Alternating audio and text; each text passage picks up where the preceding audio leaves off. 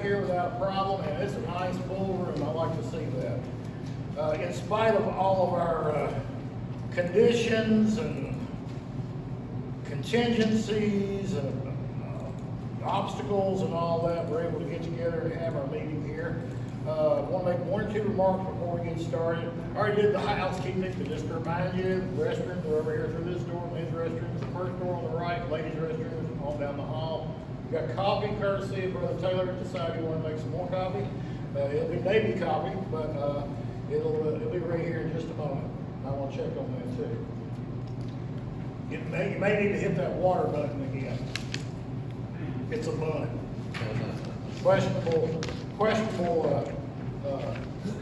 bun coffee maker. The other thing was make sure you sign the payroll. John, sign the payroll. And I'll make sure we got an accurate roll. The final bit of housekeeping is I just want to take a moment this morning to remind everybody today. It was just by happenstance that our meeting fell on the 11th, and I'm glad that everybody was able to make it. We'll take a little bit of time at the end of our agenda to do a little something in that regard. With that, then I'm going to call this meeting of the Board of Directors to order. I'd like to officially announce that we have a visitor in the room. A visitor from the Northwest, who is the stepbrother of one of my best friends in the world. His name is Stephen Hyatt. Stephen Hyatt. He is from Missouri. He is an SAR member, but more importantly, he is all over the place in the 1812. And my buddy was telling him all about, we got the SARs. Well, you think I could go? Yeah. So you guys make him give him a nice little warm welcome, and don't feel like you don't have to talk to him. He's here to just enjoy himself this morning, and so we're including him in our festivities accordingly. Also, I noticed we have an up and coming moving target that is attending this morning from Mike Dudas. There you go. Mike Dudas from our DeSoto chapter. It looks like he's going to be fresh meat for the grinder. So go easy on him this time. Next time around, not so easy. All right. With that, then I'm going to call on our secretary, Dr. Goodfellow. Is he around? Yes, I am. Oh, there you are. I'm looking at her. I'm thinking you're going to be next to Darla. Hi, Darla. The real secretary is in the back there. Hello, Darla. Just in time. That's just in time. Get out of here. All right, if you would, sir, go ahead and Go ahead. Brian Boswell. Here. Jerry Brent. here. Mike Dudas. Here. Benjamin Eubanks. Yeah. John Fullwater. There. Stephen Howard. Here. Larry Helms. Here. Chris Huff.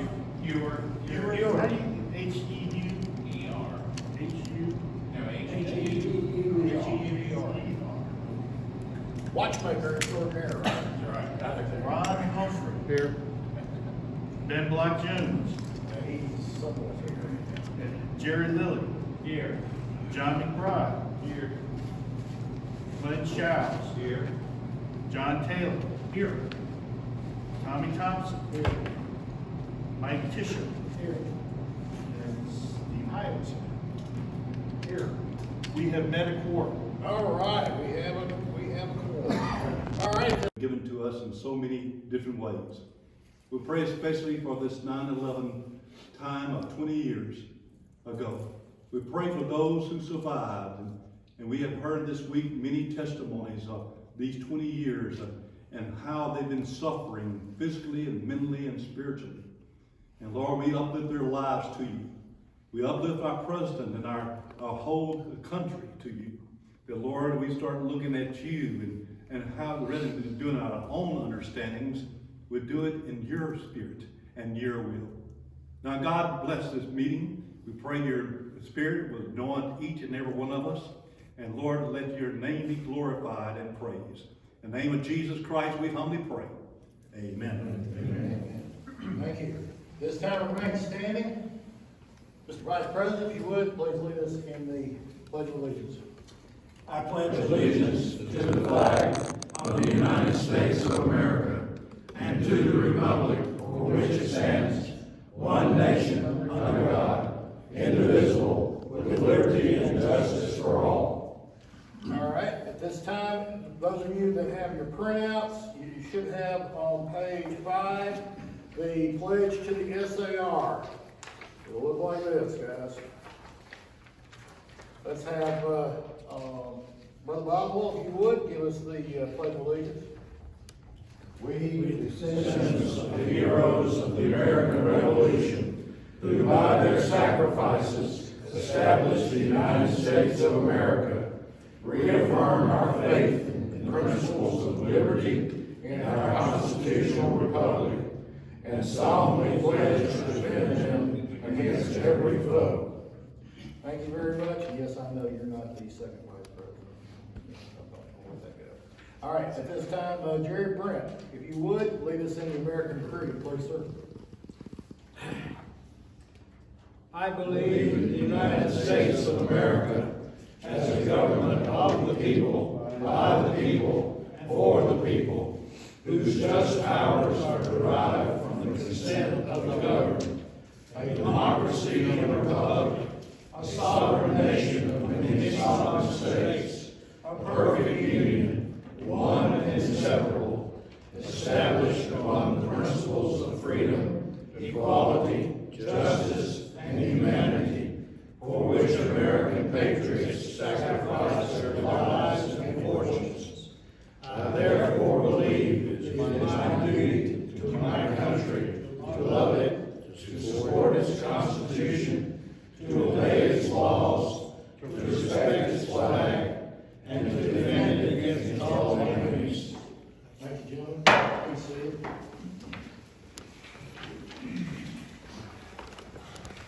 At this time, I'll just double check. Does everybody have an agenda? I do have 1 or 2 extra copies up here if you need one. All right. Here. Let's see here. There you go. There you go. All right. With that then, we will, those of you that received the agenda also received a copy of the minutes as well as all of the reports that are there. Dr. Goodfellow?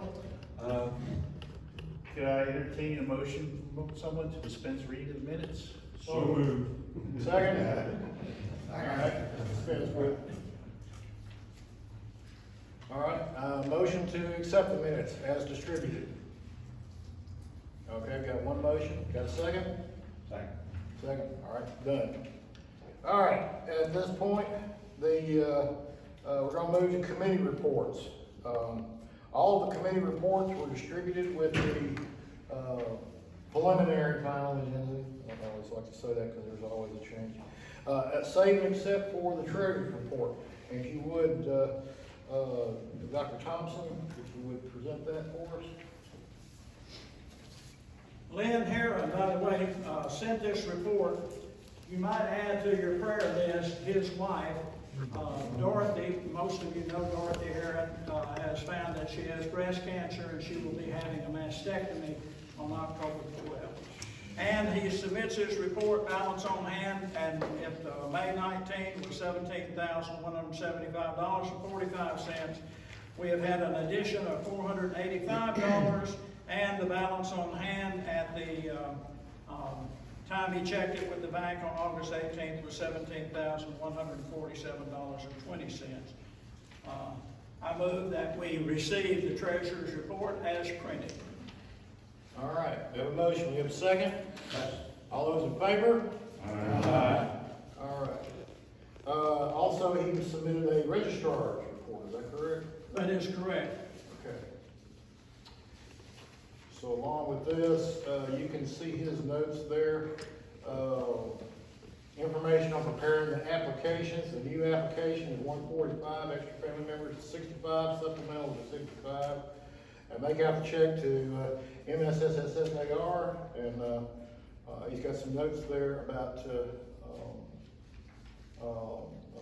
some things that, telephone numbers, addresses and all that. The main thing at the top is that we have had one new application, 2 supplemental apps, and my favorite, 4 reinstatements. So, yeah, keep the reinstatements coming. They count really well, and they ought to be involved anyway. Sometimes reinstatements inadvertent, but I always do like to see reinstatements. All right, entertain a motion, yes. Yeah, at Congress this year, they've raised the fees for certain things. And one of the things that they raised was the supplemental applications was raised to $100. Yeah, we'll get to that in just a moment. Okay, we've got a motion to accept the registrar's report. Do we have a second? No. Okay, yeah, there you go. Boy, I tell you what. Okay, got a second. All right. I have a question. Just out of curiosity, what is the Edward Jones account? That's the super secret slush fund that Brian started many years ago. Just kidding. That's our investment account. Okay. That's our investment account. That's so we don't have to suffer with the sorry interest rate that a savings account would pay. Okay, that's what they do with Jones Both Sides. We had moved, under your regime, wasn't it? We moved to have investment accounts, so we can get an actual rate of return. Yeah. So that was a few years ago that we made that move, so that's why those numbers are separate. All right. All right, we've got a motion and a second. All those in favor, any further discussion on the registrar's report? And just as another bonus, I have given a new member certificate for distribution to the order chapter, so things are going right on along as planned. Sir? I just gave you a new member certificate. Yes, this young man is, William Isaac Lawrence, Columbia, and, never met him, but, his mother is a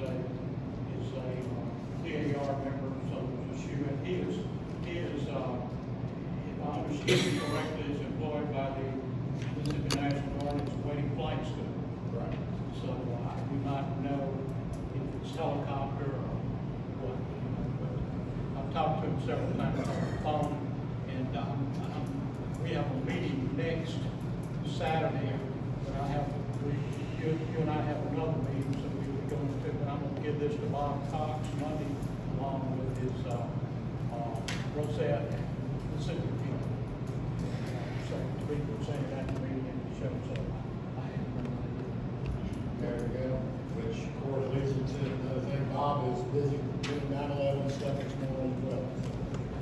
All right, any further discussion on the registrar's report? All those in favor say aye. Aye. All right, sounds like that carries. All right, now, entertain a motion to accept all the reports from the line officers. Do you have a motion? Do you have a second? There we go, all right. Those officer reports are accepted. Now we get down to the part of the chapter presidents. All right, Larry, you have a report from Mercury? The David Mercury chapter voted a number of years ago to meet 4 times per year, March and May, September and November. We met May of last year and, met March of last year, and we met May of this year. I am working to try to find enough people to have a meeting this month. The president intends to be present, but my chaplain is in Wyoming, and everybody that has to travel more than 30 miles is pretty much turning me down. But if I can get enough members present, we have Danny Toma, who is going to be present to present a program. He's just up the road from us. And I noticed that there's nothing for Max Hip in the Daniel Mackey chapter. Did he submit anything? It's actually Tim Moore, and he did. Tim Moore. Okay. Tim submitted a report there, and we got that, that's good, that, Tom was a lead involved, all right, and, we have, someone I'm gonna present the order thing, although, John has really given you sort of a rundown, they are meeting, next week. But more importantly, Chadwell is out of the hospital, he sends regrets, he just didn't make it, and, he's feeling a little bit better, they're having a meeting coming up, and so, that is their report, he sent that to me via just a quick little missive email, so I'm submitting that to you guys. All right, so, have a motion to accept the David Murphy report. Got one, second? Second. Discussion? All those in favor? Aye. President Jones. Good deal. All right, and then a motion to accept the Horner report. One. Got a second? There. All right. All those in favor? Aye. Okay, good. Then a motion to accept all the other chapter president reports as distributed. So moved. One motion. Got a second? Second. Good deal. We're done with that. President Jones. I can look at some options for virtual meetings. I know Zoom, you can have, I don't remember how many members you can have up to, but it's usually a 40-minute limit to time limit. I've got another one that we've used at work that I don't believe there's a limit to the number of people or the time limit. So I can look into the options for those, so the chapters that don't want to meet physically because of COVID may be able to meet virtually. Okay. All right. Did y'all hear that? Y'all understand what he's talking about? Okay. All right. Yes. Along that vein, I know that what California is doing right now is that the chapters that are meeting in person, they're also putting it up on Zoom for the chapter members, you know, that are sick or can't come or whatever, that they can actually watch the thing on Zoom and actually participate. And I was just saying that that's something that's already being done and might be considered here for maybe the executive meetings or board of directors or something like that, not general membership. That was the original plan. Unfortunately, I ran into some technical difficulties because I didn't get a chance to test everything. So I'm actually videoing it right now, and then I'll post that later. Oh, okay, well, you're gonna post it, To YouTube. okay, so maybe in the future we could do that on Zoom so that the people that can't drive or whatever, I mean, the directors and all that. We can look at that. The only problem with Zoom is the interactivity option. That's gonna be the fun part, trying to figure that part of it out. Yeah, if you want to be interactive, you're gonna have to have a better internet connection. Number two, we'll have to stop periodically to see if anybody has things to input, which is not a problem, don't get me wrong. But we're experimenting with the technology. I mean, Yeah, good, a lot of stuff right over there, man. yeah. We were going in that direction this morning, not a problem. My goal is to at least be able to have it live to where they can see what's going on. Yeah. Okay. Yes, sir. Is this a timely, meeting or something about the Natchez chapter? Oh, yeah. Which are on chapters? Okay. Natchez is a unique city. Kind of hard to get things moving down there. The Natchez chapter is still viable, it's still gonna happen. It's just moving like molasses. There is a new president of the chapter, is Finley Hoopsel, who's a native Natchezian. And, I think he'll do a real good job. The only reason he's not here today is that his young son has COVID. And he said, I've been exposed, I need to stay home with him anyway. And he and his wife are both kind of quarantined themselves. But he was planning to be here, because I wanted you to meet him. And I think that he will get things, moving, down the road. So it's still viable, it's still gonna happen. We tried to propose an event for down there. That is not gonna happen. I had presented it to the Southern District out in Washington, but that is not gonna happen. So I think our event is probably gonna be, hopefully, the 2025 state meeting. We'll do something before then. And that will happen. we'll do something before then. Brian, Yes. what's his, last, how do you spell his last name? Hootzel, Yes. How do you spell it? Hootsell. Okay. What's his first name? Finley, Finley. He's really sharp.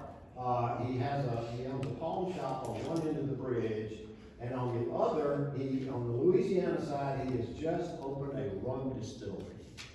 And he's really very quick, he's really sharp. He and his son both got into the SAR. And I think he's gonna really contribute to us. Those that know him know about it. We need more bootleggers. Yes. He took Michael Sheik and I to his pawn shop and gave us a taste of his rum. That he's gonna be bottling and everything. Nice moonshine. So you drank in Louisiana, but Tommy you came back to Johnson. Mississippi. Yeah, that's the start of at least 3 or 4 countries, I can think of about that. All right, moving on then, thank you very much. It's good to know that matches is gonna be included in our future agenda. We have received the reports from the district directors and genealogists. Those are in the packet that was distributed. I'll entertain a motion to accept those reports as distributed. One. All right, need a second? There we go. Beautiful. Those are in. Any comments? Discussion? All right. Now move on to the advisory officers. We have a report from Bryant, Bob Cox, who cannot be here, but he submitted one, Mark Henry.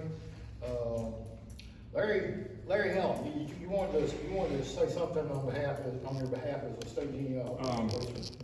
In addition to the David Murphy, our president, Mr. Seal Milstead, has changed his phone number. It is in my phone, and I will get it to you as soon as I get back home and get my phone off the kitchen counter. Yes. I completed 3 applications for gentlemen in last year while I was locked in. I received a phone call last night from a good friend who says that one of them is probably going to have to drop out because he is exhibiting symptoms, early symptoms of senile dementia. The other one, he and his wife unable to have children, recently adopted twins. So I think I can write him off until they reach the terrible 2s. The other young gentleman from Taylor, I'm going to drop in Jerry Lilly's lap. I don't think he's that interested. He just wanted me to prove that he had a Revolutionary War ancestor. And I'm sure y'all welcome Mark Stone into your chapter. Mark Stone, yes. Beg your pardon? I know, I'm very familiar with Mark Stone. Well, that's one they're getting. Yeah, you're gonna get him all right. But you can probably get him in. I mean, if he's already done the work, and he's interested, yeah, by all means. Yes, Brian? Is it timely for me to speak about the color guard? Yes. Yes. Gave a report, very brief report, but I did give out 3 handouts. One is the roster of the current color guard. If you see on there that there's a mistake, let me know. I've only heard from one person who said to please take his name off of this list. And those that have shown an interest in the color guard is on this list. For instance, there is a John Fullwater Jr. on there. And so I want to remind you that Christmas is coming up, and this is an excellent time to outfit your son, nephew, whomever in a uniform and get him ready for the color guard. The color guard is really going to be active. I did put a list of the rosters for the 3 events that are coming up, and also a little printout on the events themselves. And that's what I want to bring attention to because I did it kind of quickly before I left the house.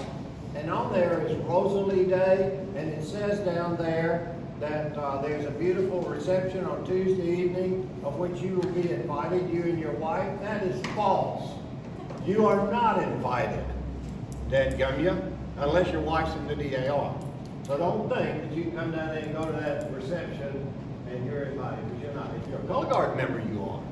And if your wife's in the DAR, you are invited to come. But otherwise, that doesn't apply to you. Just stag, you mean? But I tell you that because I encourage you to come to these events, even if you're not in color guard. Come to these events and watch them and see what we do, because all of these are gonna be special. The first one is an 1812 SAR double event, which is like what we had in Columbus for the annual meeting up there. And then Rosalie Day, if you've never been to it, it's a great time to go to Natchez. And then that last one, the Wreaths Across America, up with the Dancing Rabbit chapter, we did that one last year, and it was quite impressive. And I think you would really enjoy coming just as an SAR member, so keep those in mind. And I encourage you to encourage others to get involved in the Right. Thank you. Is there any way to ask the DAR to do them on Saturdays versus during the week? Because it's I hard don't for those of ask us. anything of the DAR. Well, the only reason I'm asking is, I mean, if they He's want- so new. It really is. Boy, you're new. Well, the only reason I'm I asking ain't gonna ask is, the DAR to do one thing. it's really hard for those of us that have to Not work to be because able they to might help. not be receptive, but they just, you don't need to tell women what to do. Well, Yeah. Well, that's why I said, Mr. President, Yes. when this blower is going, would you be kind enough to advise the people to speak up for us old people that can't hear? Speak up. I was asking if there was a possibility to request maybe, that they do the DAR does it on the weekends, because those of us that are wanting to be part of the SAR color guard are not able to take off during the week. So it's hard for us to be able to participate and be able to support them when it's during a weekday. It's just a request. It's been that way for 100 years, so long. To answer your request, no, I won't. Yeah. When you get in the color guard, you gotta do it when they wanna do it. We want to live a peaceful Now, I life. understand. Saturdays are a big tourist day for Rosalie. And they want to keep it away from Saturday because they don't want tourists coming and going all the time. In other words, hurry up, we're tired. Hey, I'm working on it. I'm halfway there. There you go. Yeah. Brian, you mentioned my son's name on the color guard. Oh, I did. And the fact that Christmas is coming and it'd be a good gift. He is on the And- main roster. I know, Yeah. and, as you know, as long ago as 6, 8 months ago, I said I would pay for his uniform, okay? He's having a problem figuring out what kind of uniform to get. So it's not a question of getting a uniform, it's a question of what kind of uniform. Just Now, go what to I did, I Townsend printed and order one. out a bunch of pictures of different uniforms, but if you could email me or email him and CC me, a copy of the kind of uniforms that you would like to see in the color guard, and then maybe he can choose one of those and we can make this happen. He ain't gonna choose, he's gonna be told what to get. Well, then he won't Just- buy anything. Hey, You don't know my son. Brian, if you don't mind, on the website, on the color guard page, there is a document on what Brian actually came up with for uniforms. So you can always go there and look. Now, I will say one other thing, and I will edit this off Put of your this. mask on. Sorry, I'll edit this out of the video. I would recommend against using Samson Historical. That is who I use, because for $240, I got a vest, a cotton shirt, and a pair of breeches. I've had a lot of issues with sizing. So do not use Samson Historical. Great Okay. price, but I've been having a lot of issues. Oh, okay, So- well, you could put that in that I'll email. call John. Yeah, okay. Call him. All right. Who did you take off the list, Brian? Steve Howell. Oh, okay. He was gonna be my Thomas Hines. I even promised to make him the big fancy hat. And he still, just couldn't find the money. Maybe But I do need a Thomas in the Hines. future. And somebody to ride a horse. What dragoon was he in? Jake who? Oh, never mind. Mississippi. Out of Liberty. Somebody that can ride a horse. Somebody that can ride a horse. That's what it is. My son rides a A horse. real horse, not one of those. It's not hard to ride a horse. Yeah, that one looks really good. Show up at the door, a little stick horse. Yeah, I think that'd work out really well, actually. The other thing, one more thing, sure, color guard's a lot of fun, guys. Julius Height, and many of you remember Julius. Julius misses us. I mean, he's called me several times, and he said, "Oh, Brian, I miss y'all so much." And he has gotten the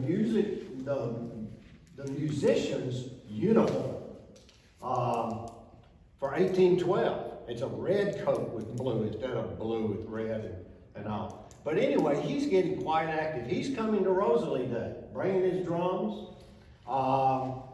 But we've got a big event for those of you in here. I hate to mix in 1812, but I can't help but do it. There's a big event up in Fayetteville coming up. At Camp Blunt, and Julius is coming to that. I'm going up for it. So if you're interested in the 1812 portion, because a lot of times these are put together, just like we're going to do down in South Mississippi. If you want to really see something special, come up there. It's the first weekend of October. And any of you 1812 guys that want to come, let me know. Okay. There you go. Mike got the cover of the 1812 magazine. That's a big statue. But anyway, that's enough. I know you put me in a difficult place. I have to turn my tricorn this way and put it back this way. I know a few of you aren't in Okay, 1812. all right. Color guard really laps over. There we go. All right, good deal. All right, moving back on our agenda here, I'll entertain a motion to accept the state genealogist report as given. Got a motion? All right, got a problem. Do we have a second? Got a second. All right. All those in favor? Aye. Good deal. All right, and then the color guard commander's report as amended. I'll entertain a motion. So moved. All right, second? All right. All those in favor? Aye. Good deal. And then, of course, all the reports from all the advisory officers. I'll take a motion. So moved. Okay, got a second, and we got a first and a second, simultaneous. You can sign it if you want to. All right, that's done. Now, looking at how long we've been going here and the fact that the copy is in there, John, is the copy good? Yes, it was. All right. There we go. That's a great answer. Right on time there, okay. I was gonna say, let's take a minute, walk around, use the bathroom, get your copy and all that type of thing, and then we'll move on to the rest of it. We'll take on the rest of the agenda and get to the old business and new business. Bathrooms over here, copy that way. At least 30. We're gonna take 10 minutes. That means 1-0. Let's find our seats and get back to it.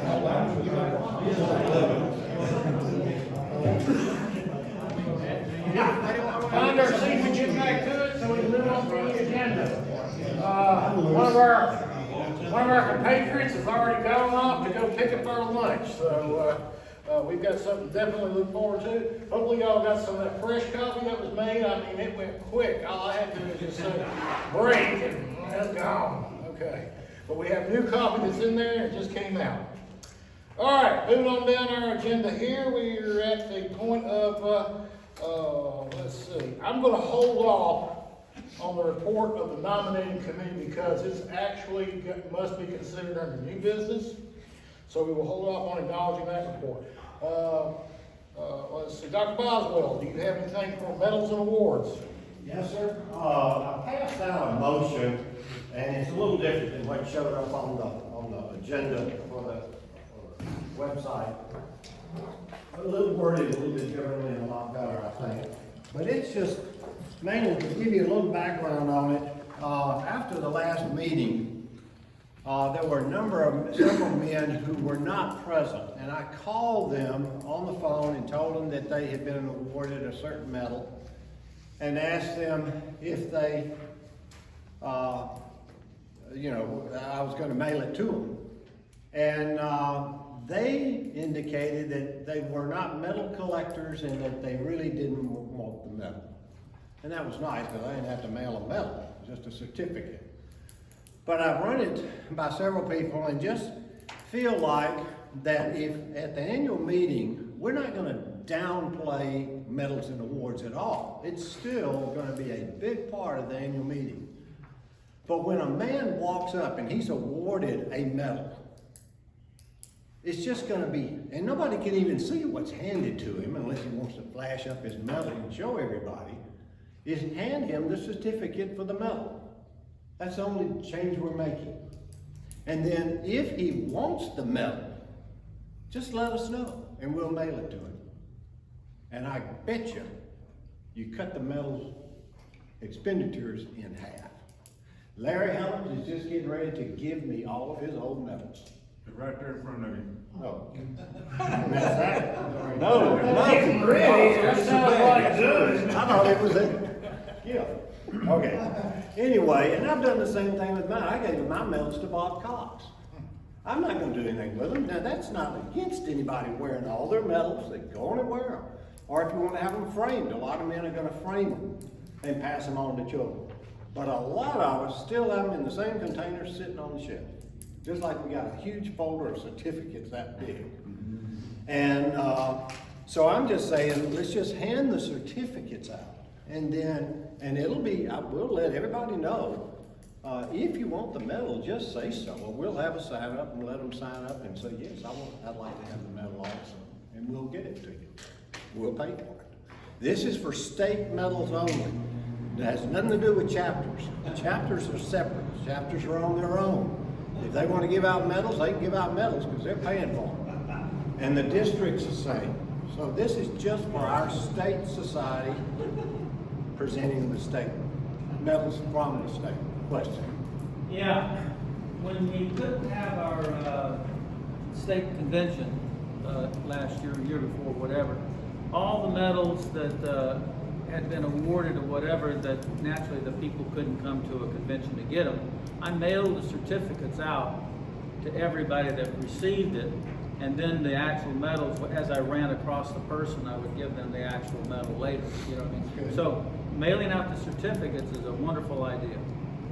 And presenting them at the meeting. And presenting them at the meeting, yeah. In other words, we're not gonna buy the medal, we're not gonna spend the money on medals unless you want the medal. And then we'll be more than glad to purchase it. And that's the intent. It's not gonna downgrade medals and awards at all. And we're gonna involve that entire committee, so, and the president, so, they're responsible for coming up. Okay. Any other questions? All right, thank you. Thank you. The other thing is, I do want to note that long-range planning discussion was included in the vice president's report.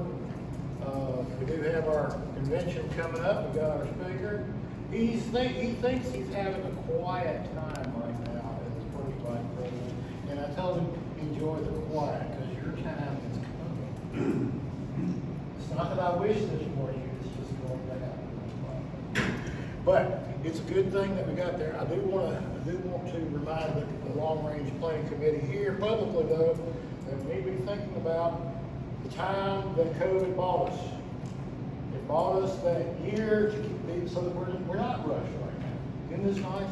Okay, so we need to make sure that we've got the next year, location and all that done. So don't let that fall through the cracks. Yes? You're gonna vote on the motion, notice the board. Coming up, actually, the resolution is a part of new business. Your report, though, we're going to discuss that in just a second. That's all right. Okay. No problem. All right, at that point, then, let's see. Let me say, the convention, you can go ahead now and make reservations. If you do it online, there is a code you have to put in to get the $119 room. And the code is MSS. I don't think that's on the website. I'm gonna put that on. I haven't put anything up on the website. I wanted to talk to you before I did, make sure all that information is good to go. Good deal. All right, everybody catch that? Code for your hotel rate is MSS.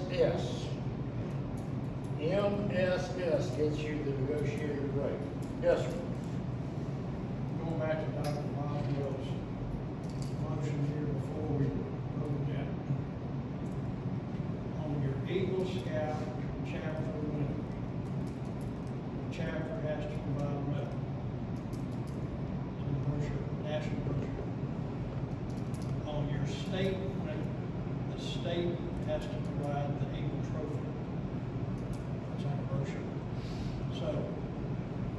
how you gonna word that in there, you know? I agree with you, you know, like adults, there's the medal right there. I think on special youth awards, that's different.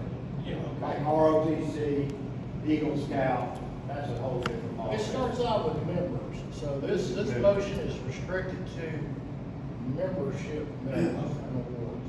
So Good point. that was, didn't want us to get the way that he worded that was very effective, that this applies only to our membership, it does not apply to ROTC or Eagle Scouts or any of that.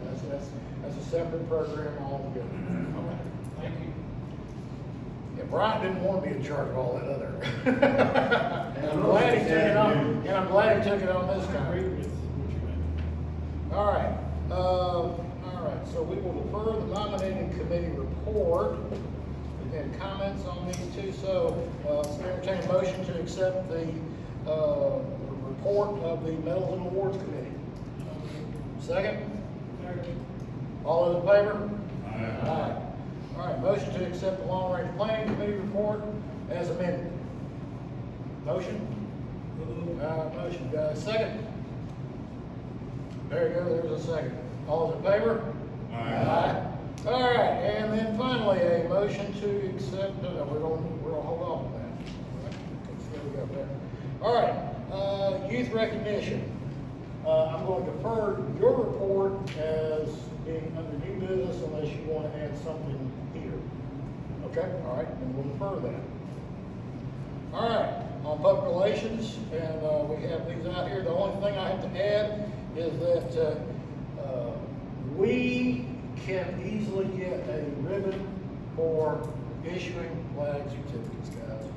Now, I have a plan, but I want to see the chapters issue some flag certificates. They're super easy. There's plenty of people that qualify. Just issue some certificates and report them in. Okay, it's one of the easier ribbons to win at the national. It'd be nice if we could just get that one. That's the only thing I want to add to that. We received those reports. The audit under audit, I want to add. Let's see. Let me not move the audit. Let's see if I can move here. Yes, Stephen Howard for veterans. Yes, sir. You had something you wanted to An add? information piece. This month and next month, all VFW posts are accepting submissions for 3 scholarship areas. So if you know anyone, and you go to vfw.org under community and youth, all the application information is there. And some of you probably are aware of these. There's a Patriots Pen, which is essentially for a junior high school level student to write an essay. High school is called Voice of Democracy. It's an audio 3-minute presentation with an essay, and there's a Teacher of the Year. Every post is to give these awards out, and they have to be submitted by October 31st. So if you know anybody, know a teacher, know a student, have them get in touch with your local VFW post or there, and you can get that information. The other incentive for this, first of all, it's some money. And for example, our Trace Reservoir post, it's $250 or $300 per. Then they automatically are entered into a further contest, district and state and even national. So it can be some serious money, but beyond the money part of it, the recognition that the student gets or the teacher is genuine, and it's in their interest as well as they move along in their future endeavors. So I just wanted to let you know that now that's happening. A lot of posts don't get submissions, and that's a sad thing, because it's money on the table, but it's also a sad commentary that they don't. So it's just another way to gin some of those up. In fact, if a post doesn't give an award in any of those categories, they're assessed $50 by the national headquarters to go into the national fund. So there's a lot of good reasons to that. I just want to let you know that now is the prime time. So get the word out, go to the website, or give that website out to friends and associates and family members. That's all I had to say, just a piece of information. Yeah, I want to thank you for introducing me to your veterans organization, and They are going to be an integral part of our 250th celebration and also getting our state to acknowledge it.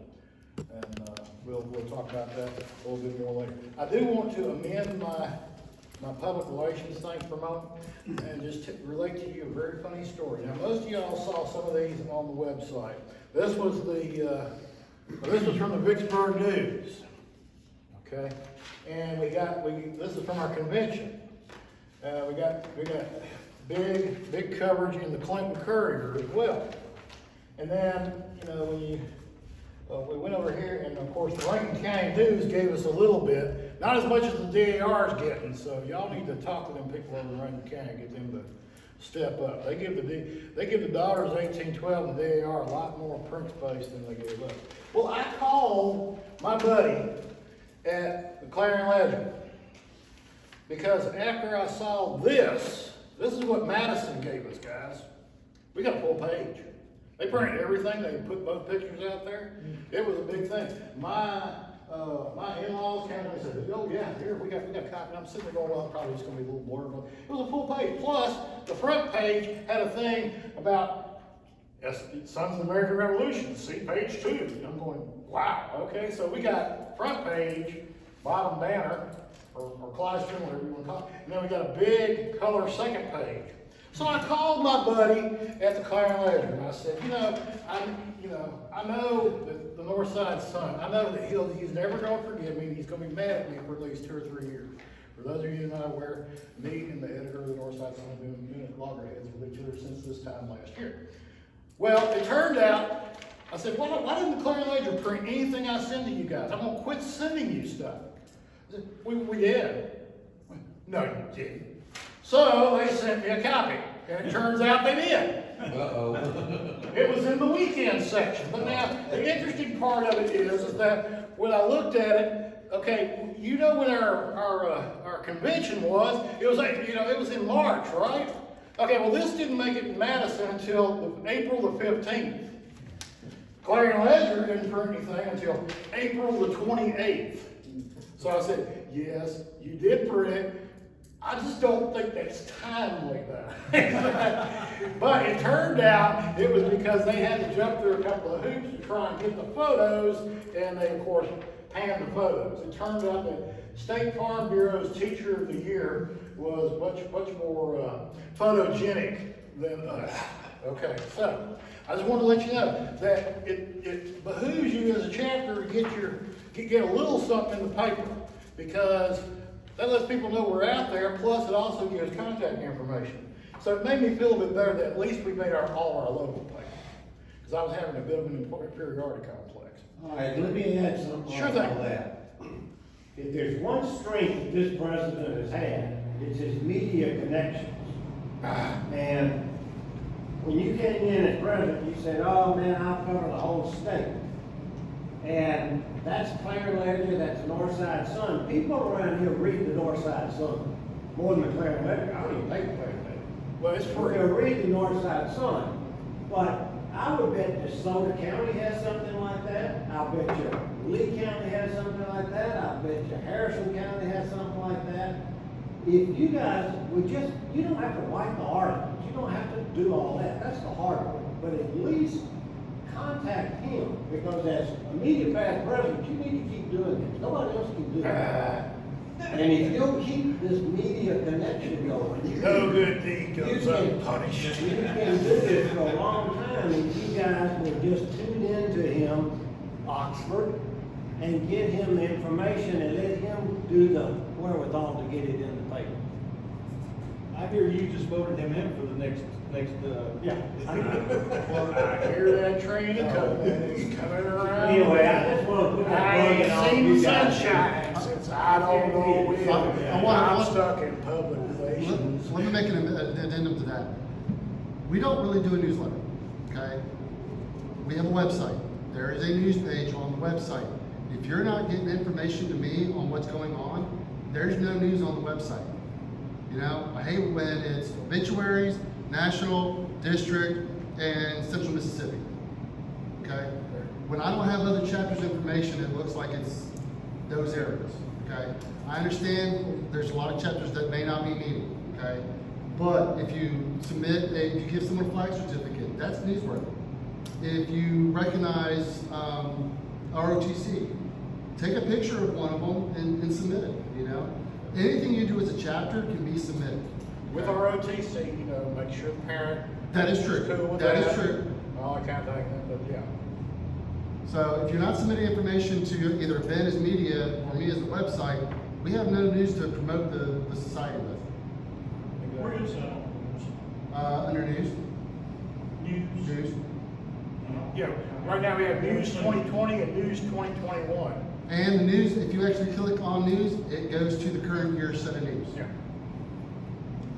This can't be made any easier. But see, if you go guys. back and you look at some of the fun stuff for me, and surely you as genealogists, all right, let's go back and look at old newspaper.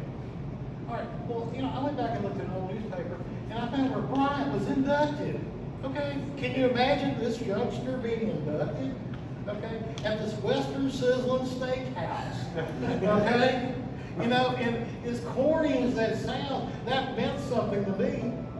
And you know, it gets the news out there that things are actually happening. Hello? Yes. Yes. You know, that's a good thing also. But everyone's solid. Okay, good. John McBride should be there. If you induct new members, take a picture of the president giving them the certificate, you know? Take And a I can picture of the post it. president talking on his. Oh, he's on video. general. Yeah, okay, yeah, John McBride should be picking up that order. He's got my American Express card. All right. Thank you. Thank you. Okay, John McBride is loose in Madison County with my American Express card. This is not good, guys. Okay? We may need to adjourn early. Whose fault was that? I'm telling you, man, there's nothing like being a leader, man. That's ugly. That's ugliness right there. Yeah, but get the word out, because let me tell you what, when you go back and look through these things, this used to be a matter of passing that, you know, our meetings would be announced in the local paper along with everybody else. Those days are sort of gone. You gotta actually be a little bit proactive in that regard. It's fun reading through some of the early chapter history. You know, like our Central Mississippi chapter used to be at a tea room on North State Street. So, you know, that's kind of, you know, but anyway, that's what I have. So, back to our thing. I'll entertain a motion to accept the Veterans Committee report as presented. So moved. Okay, got a second and a second right here. Good. All those in favor? Aye. And of course, the public relations. Let's see, what was it? Yeah, media outreach as amended. Motion? Got a motion? Got a second? I'm sort of doing this like an auctioneer. I know how to do it. Okay. All right. All those in favor say aye. Aye. There we go. Good deal. All right. Now, with regard to audit, some of you have received a reconciliation and a request for refund regarding the monies that were on deposit with the convention for prior year and this year, including ads, credits for the luncheon this year, et cetera, et cetera. We're trying to close out that account so I can hand it all over to audit. And it includes not only 2020, but it's 2021. So that's why there's no audit report yet, but I assure you there will be one coming up. The deadline for that is September 29th.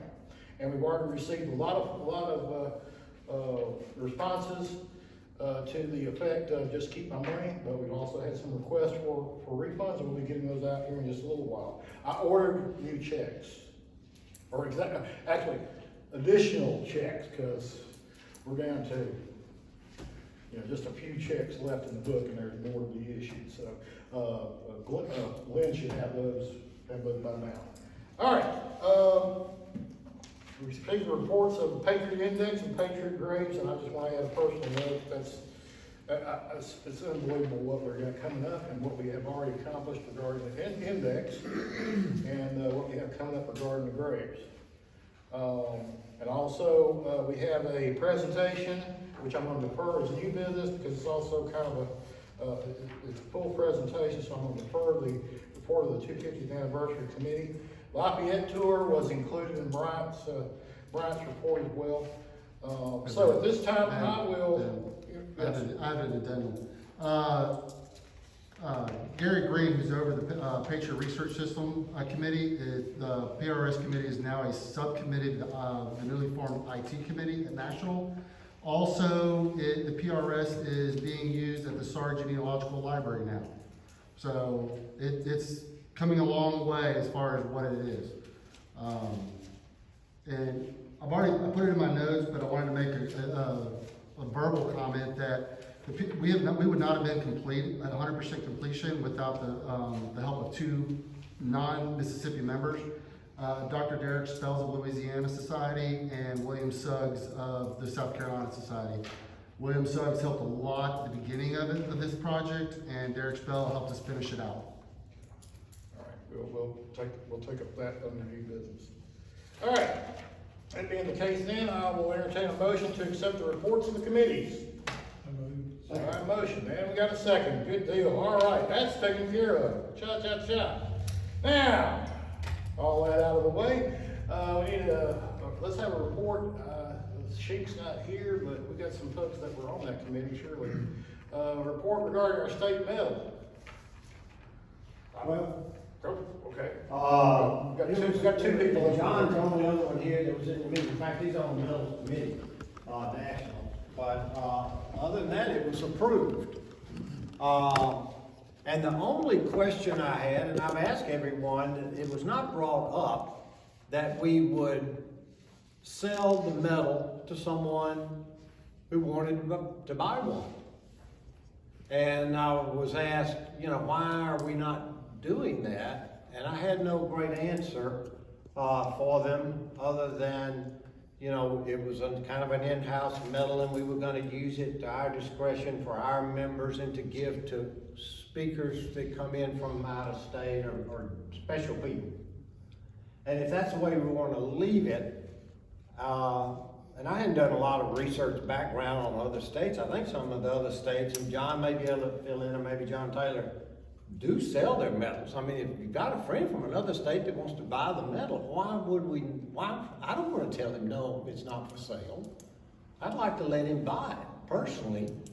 And if that's, I think maybe I need to make the motion that we alter or amend the process of this new medal, that we will do that. I don't think we've done it. Yeah, okay, on the Medals and Awards Committee at the National, when we were reviewing the Mississippi medal, okay, there wasn't a question that we weren't going to approve it. The problem, and I brought this up to you, is that when the committee met, they approved the medal as submitted, which means that it's an in-house medal, cannot be sold outside. It's just something that Mississippi is going to do within their in-house. Okay. Now it's not a problem, but it's an opportunity missed, which is like when I run around national and everything, I wear an Alabama medal, okay, because that's our sister state, and I wear a Southern District medal, okay, and then I wear a personal medal. That's only 3 I ever wore. Okay, now, I'm also a member of the California Society, okay? So they have a medal that they sell. Texas, Wisconsin, all these other, Washington State, okay?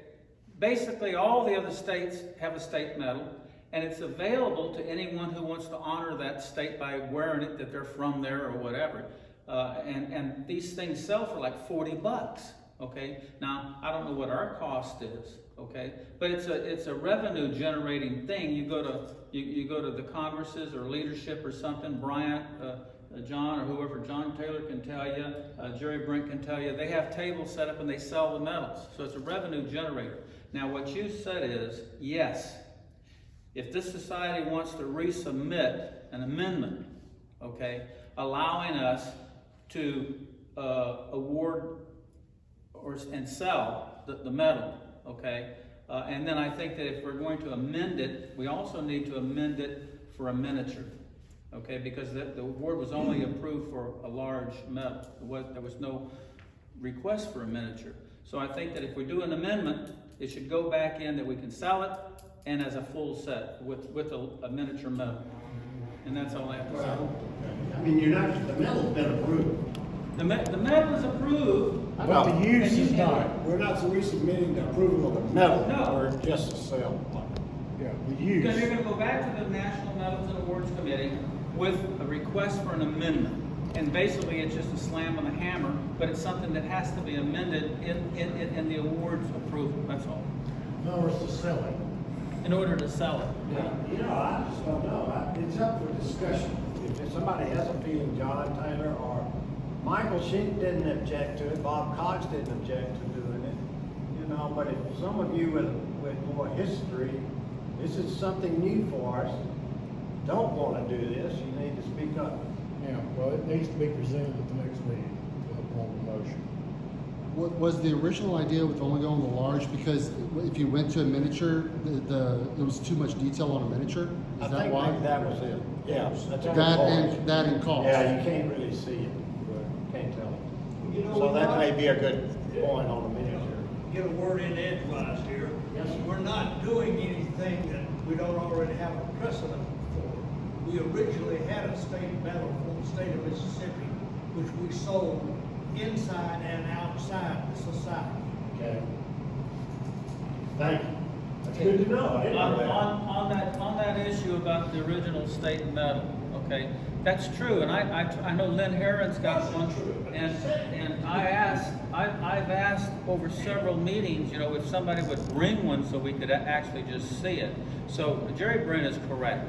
However, when the approval was approved for that one, you have to submit a diagram with measurements and colors and the color of the ribbon and all of that to the Medals and Awards so that that's archived under that approval. Now this medal that we have now currently, that picture with the measurements and everything, that picture with the approval is archived as that medal, okay? So that's the distinction. Now, if you want to remint the old medal and sell that one, then if we're going to do that with the new medal, then we just have to ask an amendment to the authorization from National, that's all. Any Brought further, up at the next meeting? yeah, any further discussion? I have one question, I guess. Some of this would be dependent upon that supplier that you're using. I don't know what our initial order number was, but is there an intent, if we're going to be selling, to maintain some kind of inventory?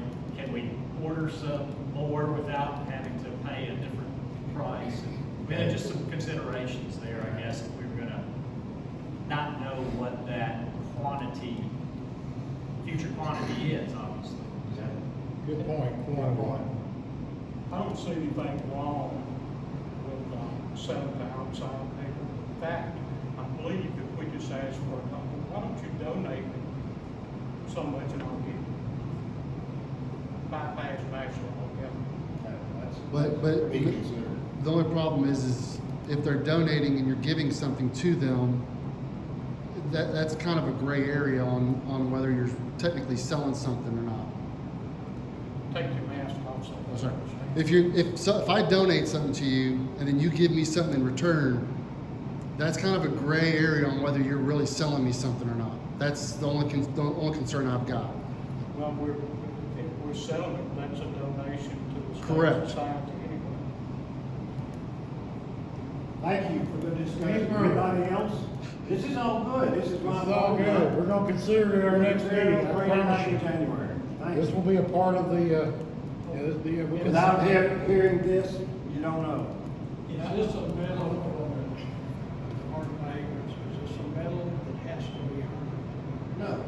And there's no problem, so, in my view. The original medal wasn't a state medal, it was a state medal, but it was a centennial medal. It was just for the centennial. Right, any further discussion? Well, it'll be on the agenda for next time, I can assure you that, because we're gonna have to have a process for, since it was approved in-house, we can contact Michael Shink and all the boards that were involved in that, and see about, How we're going, I mean, it's been approved. it's been approved, all it is, I mean, so we can sell it. who's going to order them? We're going to take pre-orders? Well, I don't know, we just got it approved, so. We had, the committee's empowered, the metal, the people who are in charge of that metal are empowered to do whatever it takes to get it approved, and available. So, You are on that committee. so making it available is a part of the ordering process, so delivering a product is a big part of it. Now, the question is whether or not we can sell it outside, and it sounds like SAR wants to make sure that they're licensed on their phrases for real. So they, if you're gonna sell it outside, they need to have a yes or no, formally, some piece of paper somewhere that says yeah or nay. But anyway, it was presented in the National. Bob Cox did a real good job of presenting it, and it was approved. So we have a statement. Any further discussion? Okay, all right, good. All right, the other thing was I did not have time, I mean, good grief, I tried as best I could, go ahead and draft a proposal to expand the awarding of certain medal, the ROTC medals to Sea Cadets and Civil Air Patrol and Young Marines, but, I did not have time to do it, so that'll be something I'll do for next year. But I did have the backing of 2 or 3 state presidents with regard to that. So we will put something together and have it for the next Congress. All right. Does anybody have any further old business? Okay. All right. And I will get with the state medal people, and we will. We'll see what your next steps are going to be. All right, new business. Dr. Goodfellow, I don't think we had any action. I don't think the executive committee did anything that required any kind of ratification. No, I don't think so. I don't think there's anything that hasn't already been included in other reports. Yeah. Okay, so we didn't step out of the box, guys. Well, you know. All right. Now at this time, we had a couple of folks that attended the National Congress, and so I'm going to ask them to discuss what they encountered first. Ryan, we'll have you go second, Dr. Fulwell, if you would. What did you discover at the annual Congress? Oh, okay, what, Well, you mentioned the fee increases. I heard you went shopping. Young man, you have been unaccounted for quite a while. I sure hope you got moved. She called me, didn't know who you hadn't showed yet. Okay. She called, let me know it was ready. I said, somebody's supposed to already be there. Okay. I did get distracted. I saw something I've never seen before. I'm getting to the age where that's coming few and far between. There's a live cricket match going on Madison Avenue. Yes. Yes, bowlers are being tossed in Madison County today. That is correct. All right. Dr. Fulweiler, we talked about the fee increase just a moment ago, just to sort of prompt you up there. you want me to report on the Congress or me to Yeah, report? what did you find out, at Congress, some of the things you heard at Congress? Oh, all right. Well, one of the things, and I already mentioned it, is they had a vote on raising a bunch of the fees, and one of them was for applications and then supplementals, and there were a lot of bylaws changes and things like that, which were just omitting letters and words and stuff like that. But the big change is that when in national, if you pull up the national website, you look at that and you look at committees. Man, they have got committees for everything, okay? I mean, it's just like probably what, 50, 75 committees? I mean, it's 27 pages of listings of committees, and then you've got chairman, and you've got a vice chair or two vice chairs, and then of course you've got 20, 30, 40, 50, even 100 members in each one of those. So the big change is this: the new PG, Davis Wright, came in, and he was the Secretary General. Now he's the President General. So while he was Secretary General, he was cooking up in his mind about when we go to leadership, you have to have all these meetings, okay? All these committees need time for meetings. That means they need meeting rooms here, there, and everything. So make a long story short, what he did was he broke everything down into probably about 10 committees, okay? And out of those 10 committees, what he did was he put in 4 or 5 subcommittees, okay? Now that's what you alluded to earlier, okay? So, now all these subcommittees, okay, report to the committee, all right? And so when you have a meeting, and this is gonna be the first leadership meeting coming up later this month, you know, where we're gonna see how this works. They're gonna have like a George Washington Endowment Fund board meeting, okay? Well, underneath that, the subcommittees is the George Washington Endowment Fund Distribution Committee, and then there's one for the fundraising committee, which I was on, still am, and then the other one. So when they have their meeting, instead of having 20 people or 30 people in there at the most, okay, they're going to have 50 to 100 people. You know what I mean? Because they're all meeting at the same time under the board meeting headline. Also on youth, okay, all the youth awards and stuff like that. They used to have all the different committees meeting, like Eagle Scout. Okay, the Eagle Scout Committee would have their own meeting room with their own chairman and stuff like that, and they'd have their meetings. Well, now there's a youth awards committee. Okay, and underneath that you have the Rumbaugh, Eagles. You have all those different youth awards. Posters and everything jammed into that. So that's going to be an interesting meeting when they have their meeting. Okay, and that's what's new, and that's the biggest change that's come out of national in years and years. The other thing is that the PG's main focus is on this 250th. Now I passed out. Let's hold up on your 250 presentation. Okay. Anyway, okay, so basically that was it. All these changes and the votes, and but that's the biggest thing to be considered. And everything else is just kind of administrative stuff. Am I right, Brian? Because you were there. Okay, and that's it. That's it for the Washington Congress. All right, now. Let me just enter a couple things for a second. This is my first meeting, and won't be my last. Next year it's in Savannah, and but Washington State did an excellent job. I've been to a lot of national meetings, sat on voting congresses before, but not in the SAR, and they all operate the same. If they don't just crumble under the weight of all of this crap that they're putting together like he described. And if you can weed your way through and get away from the politics, which is endemic in any big national organization, you can't get away from that either. It's there. But if you can get through all of that, men are doing great things and good jobs doing it. And I thought it ran very smoothly. I thoroughly enjoyed it. I'm not getting into the politics part of it. It stinks to me. But once they're in a position, the men work hard at that position. And I'm impressed with the leadership. The evening banquet was General Mattis.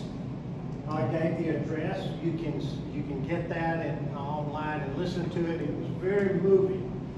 And at the end of it, they made him a member of the SAR. He in his speech, said that he had never been able to establish a patriot ancestry. And the SAR had done it. And they presented him with his membership at the end of his speech, and he got emotional. It meant that much to him. I mean, it would just make chills go down you to hear this man and know what he's been through, to get emotional over being able to join and stand there like George Washington, or in the same position. And it was very emotional. The evening banquet, which was interesting, they assigned seats. So you couldn't get all the Mississippi guys together around a table and all that other guy. And that was wonderful. You were thrown with people from other states, and you got to know other people. And I love that effect. They need to do it at leadership as well. But other than that, I thought it was an excellent meeting. John was elected secretary of the Council of State Presidents. So he'll be putting out the newsletter for that council. Bob Cox and I were inducted in. Michael Sheik did a good job as your VPG, taking it early and And we were all there when we were supposed to be there, we voted when we were supposed to vote. We represented you, I think, very well. But anyway, if I could just mention one other thing while I'm here, because you're gonna talk about leadership conference, and it's coming up. I wanted Tommy Thompson there, I wanted Jerry Lilly there, and I want the president there. Next month, none of them are going. But they've all said they'll go in the spring. This is important. This is real important, that the officers of the state at least get the leadership. And when the national comes back to the east, you ought to go to at least one of them. And just see how it operates. You'll be a better state leader if you just exposed yourself to that element. And it would be good to have more of us there. Alabama gets a lot more people, men there, and we've got the shirts to all wear and look alike. Well, we all, you look so sharp. So I need you and you and you and whoever comes in as second VP, they need to get the leadership. And y'all need to come in the spring. You really do. All right. May I? Yes. May I add something good that personally happened up there? We have a new genealogist gentleman, Bob Fish. And Bob, I got an email from Bob, I think it was maybe a week after the convention, that acknowledged the Liberty Medal awards. And he sent an email out to everyone that got, it was 153 not credited in the SAR magazine. So he got responses from Sept. Bob I've gotten 2 or 3 more emails from Bob. Have you, POC, point of contact, you got anything from Bob Fish? He mentioned it, that he was going to be, yeah. I have. So he's interested. He took suggestions. I've been on the genealogy committee was on it for several years. And nobody ever asked Liberty Medal Award people, compatriots, anything. He asked for a suggestion. Bob was on the committee when I was on it.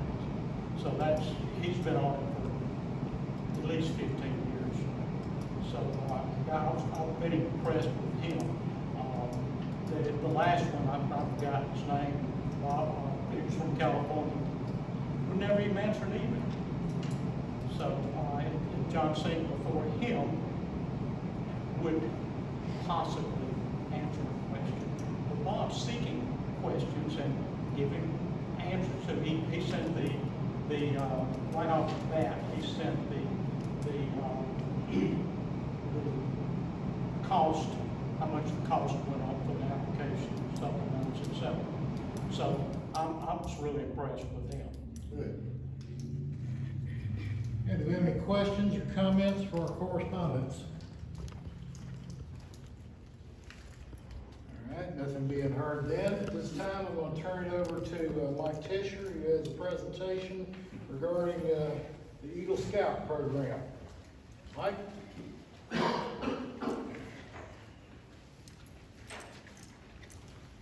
Thank you, Mr. President.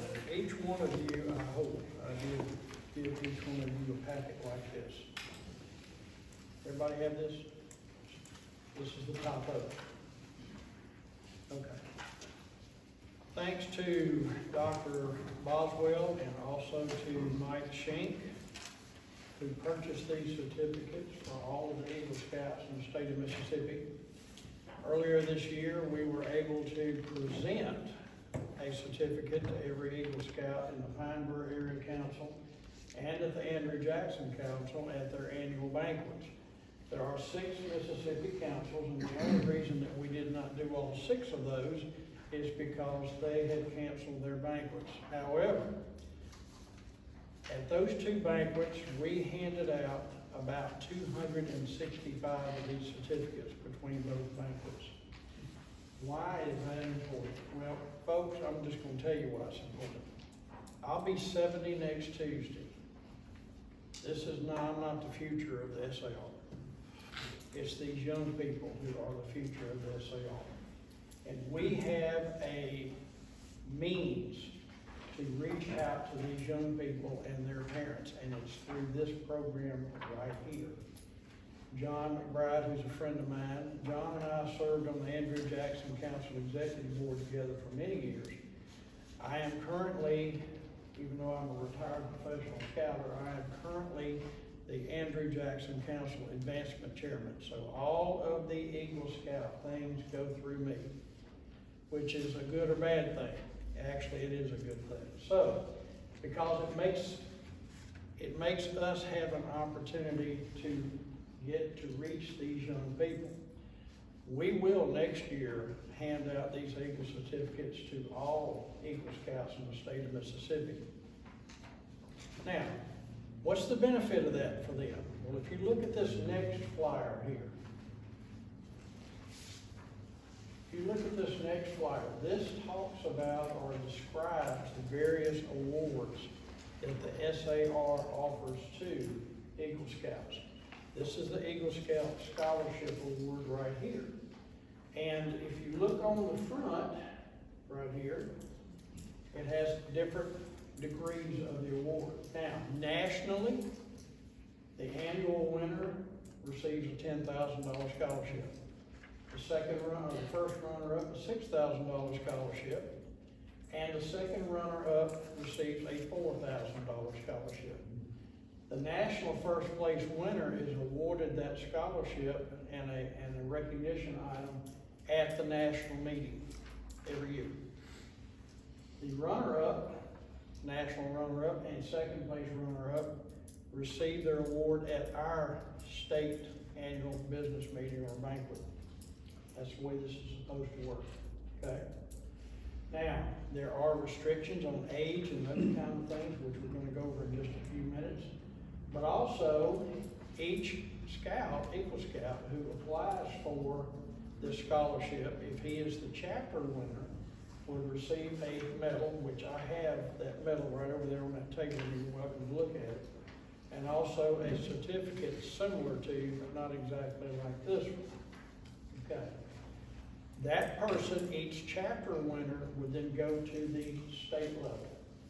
And then the state Eagle Scout Committee chairman, or committee rather, would select our state representative to go to the national scholarship process.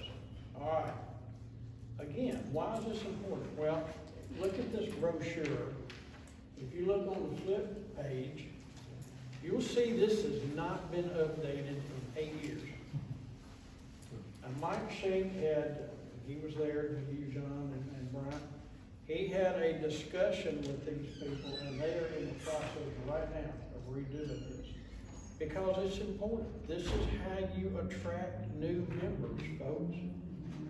Next Saturday, at our Jacob Holger chapter meeting, I will have 3 outstanding Eagle Scout applicants applying for this award right here. And I'm gonna tell you, they are top-notch kids. One of them's Eagle Scout project is he did a GoFundMe account, and he raised enough money. His goal was $7,000.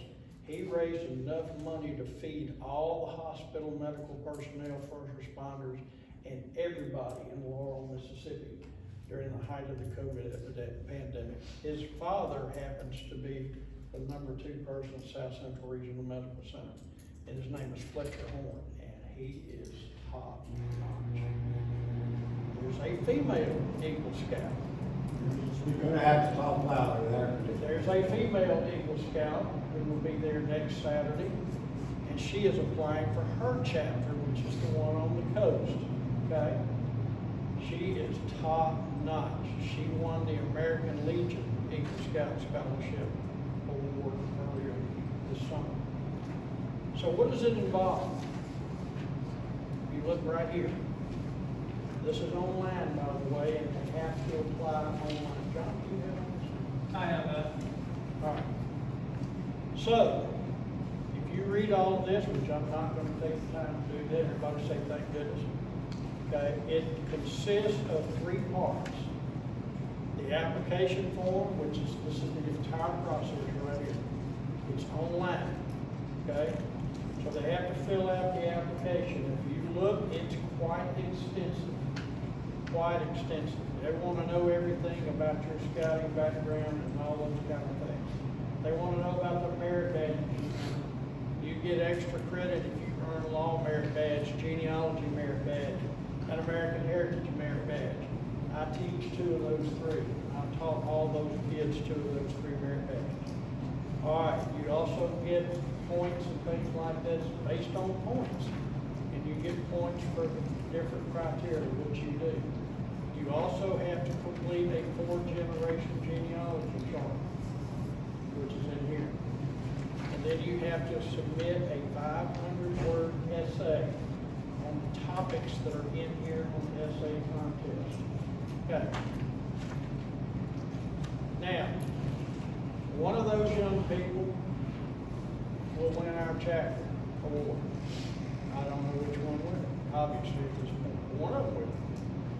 One of them will. And then they will be forwarded on to the State Eagle Scout Committee, which is me, Mike Shank, and Barry Mason right now.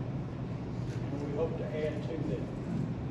So, this is what the process is to apply for the award. The state winner will automatically be forwarded to the national committee. They have an opportunity to compete for the 3 national awards, which is, again, 10,000, 6,000, 4,000.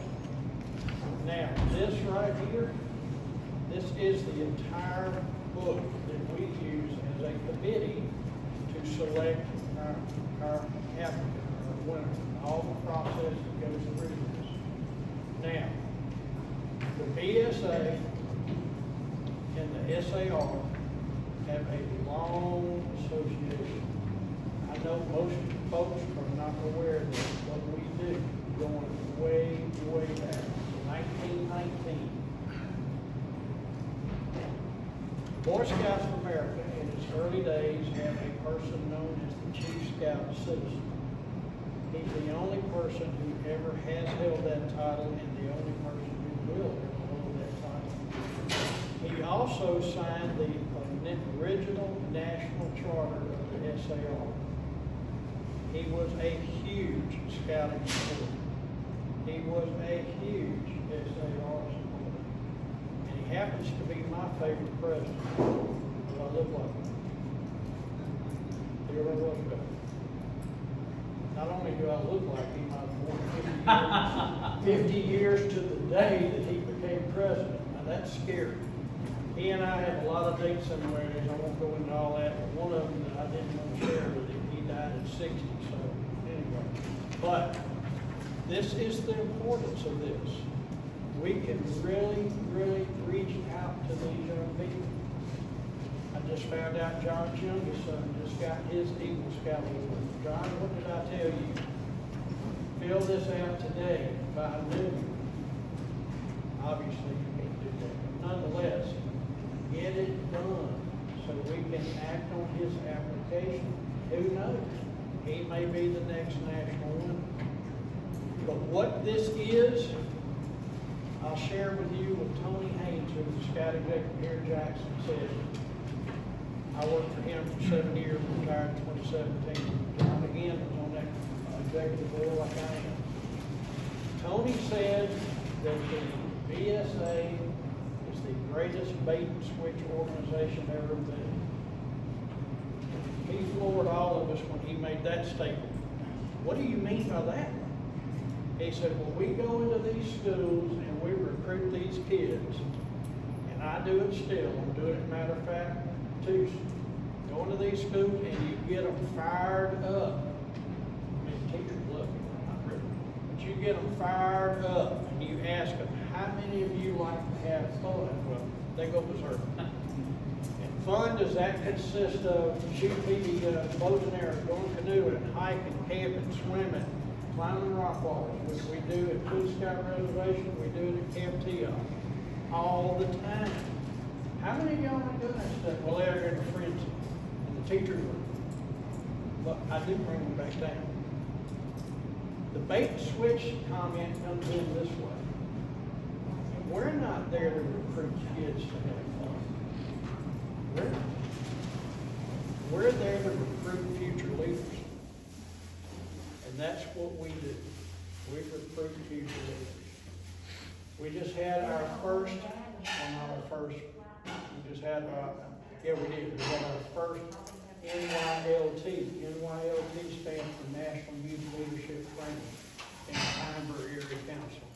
We had it in the height of COVID last year at Hood Scott Reservation. We had 44 kids go through that. Guess how many of them got COVID? None. We had 56 go through at Pineborough, Kent. None. Because we took the precautions and we did what we were supposed to do.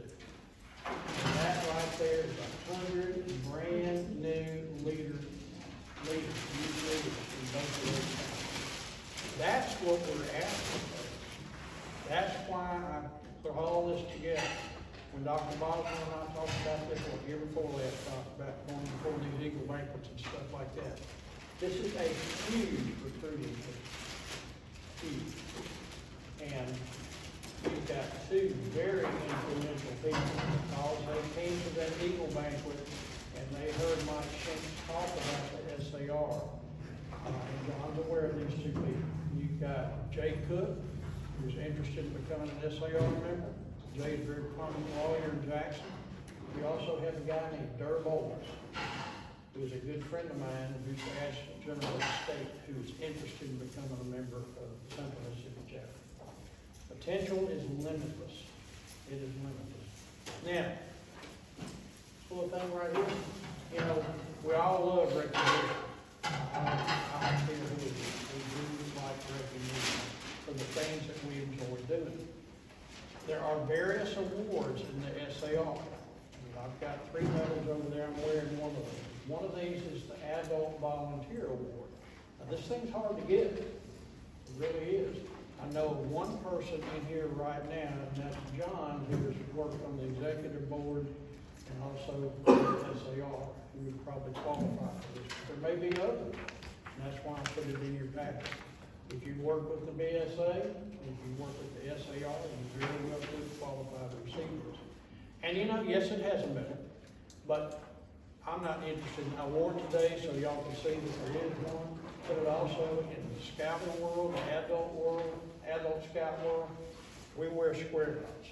It would signify different awards, and that's what you would be wearing along with the certificate. So, it's there. We're not using it. We've not utilized this program. I got started in this when Mr. Taylor right there used to come around to all the Eagle Scout Courts of Honor that he was invited to in Ellisville and Laurel area. That's what got me interested in the SAR. Never even thought about it before, John. You know, but thanks to you. I've been an SAR member for 8 years. I've been a Boy Scout 62 years and an Eagle 53 years.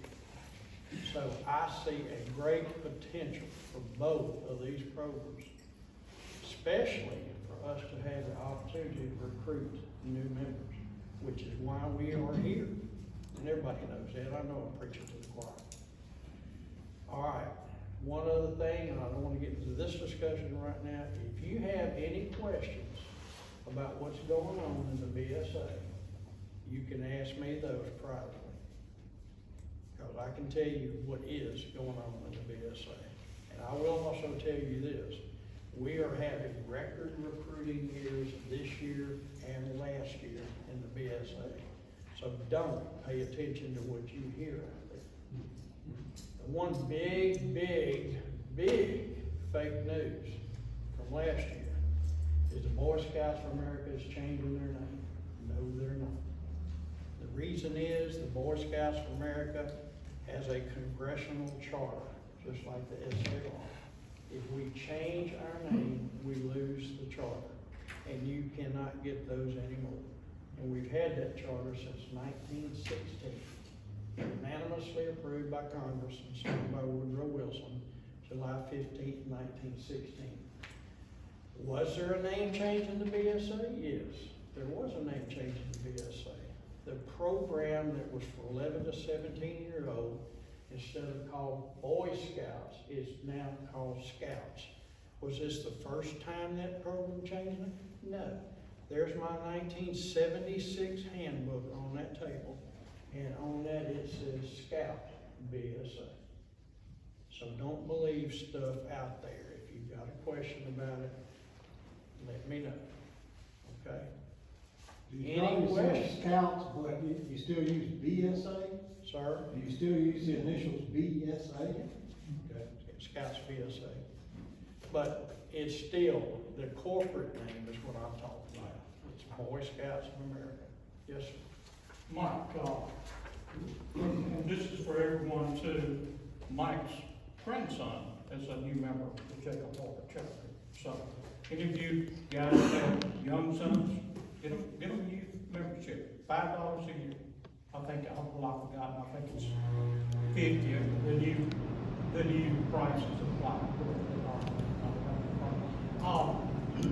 Mike was just, at Von Hall's church and, presented, 6 eagles? Yeah, I'm gonna send you those pictures. Not only did it make it into, our website, Facebook pages and all, it made it into 4 newspapers. It was in the Impact. And in Impact, Do they not receive an eagle? they haven't received it yet, John, because they're brand new and they will get theirs at the banquet. Okay, so you're not giving them out at the chapter? No, sir. No. So, was anybody besides you representing the, Orchid chapter there? No. That's Don Hall's church, why would not invite? They kind of restricted it because of COVID. See, we're losing out by not being present. Right, and but see, they do know about this because one of the kids, I just mentioned, the one who did that outstanding project, was there, and his family, his whole family's gonna be in our chapter meeting, so. But anyway, it's an opportunity, folks. It's out there. It's something we've never explored, but it's something we've always had. So it's time to utilize it. Last but not least, if you know of a scout or a scout group or somebody like that we need to come make this presentation to, let us know. Mike Schenck will do it for this area. Barry or I will do it for the Pineborough Area Council. And that covers 39 Mississippi counties right there. All the way from Madison, all the way over to Natchez, all the way over to Pascagoula, all the way up to Meridian. Brian mentioned a good friend of mine, Finley Hoopson. Finley and his son Griffin are Eagle Scouts. How do you think we got them in SAR? That's how we did it. Sir? When you were put in charge of the Eagle Committee, you rolled the whole state. What about North Mississippi? We are working on getting a person up there to Eagle Scout Committee. I've talked to him. He is a scout leader up there. He also is the admissions director of Ole Miss. Okay. And so he's a good inroad. He turned me down for this year, but he is the person we want because he has all the connections. Let me tell y'all a quick story. I know it's time reading, but anyway. In 2011, Dr. Mark Keenum issued an Eagle Scout scholarship to incoming freshmen for the amount of $1,000. We handed those certificates, letters, and in a big, beautiful burgundy binder, out at the 2012 Eagle Banquet. That banquet's always held on the first Friday of every month, because first Friday in February, that's the Eagle Scout anniversary, Scout anniversary. So anyway, we did that. Guess what showed up in my office Monday? 6 really hot, angry Ole Miss board members. They weren't happy Because we handed those out in public, and by the way, that banquet usually has between 450 and 550 people there. Johnny, you've been there before, and that's at the Hilton in Jackson. It's maxed. So anyway, these guys come in, and I'm kind of new on the job. I've been there a year, and they're not happy with me at all. Not. And demanded that we don't do that again. I said, no, sir, we're going to do it every year that they issue that, every time. Why do you have to hand it out when they're going across the state? Why wouldn't you? Why wouldn't you? Why wouldn't you recognize these kids for their teeth? You would. So I looked at one of them who happens to be a very good friend of mine now, and I said, Larry, get yourself up to Ole Miss and get them to do the same thing. I will. We'll do it. So 2013 rolls around, and I get a call from this guy at Ole Miss, the one I'm talking about, trying to recruit. And he informs me that they are sending a $4,000 scholarship for each Eagle Scout and put a beautiful blue banner, which they did. All right. 2 days later, I get another call, and it's from Mississippi State. They're sending theirs, and it's $4,000. Dr. Keenan heard about it.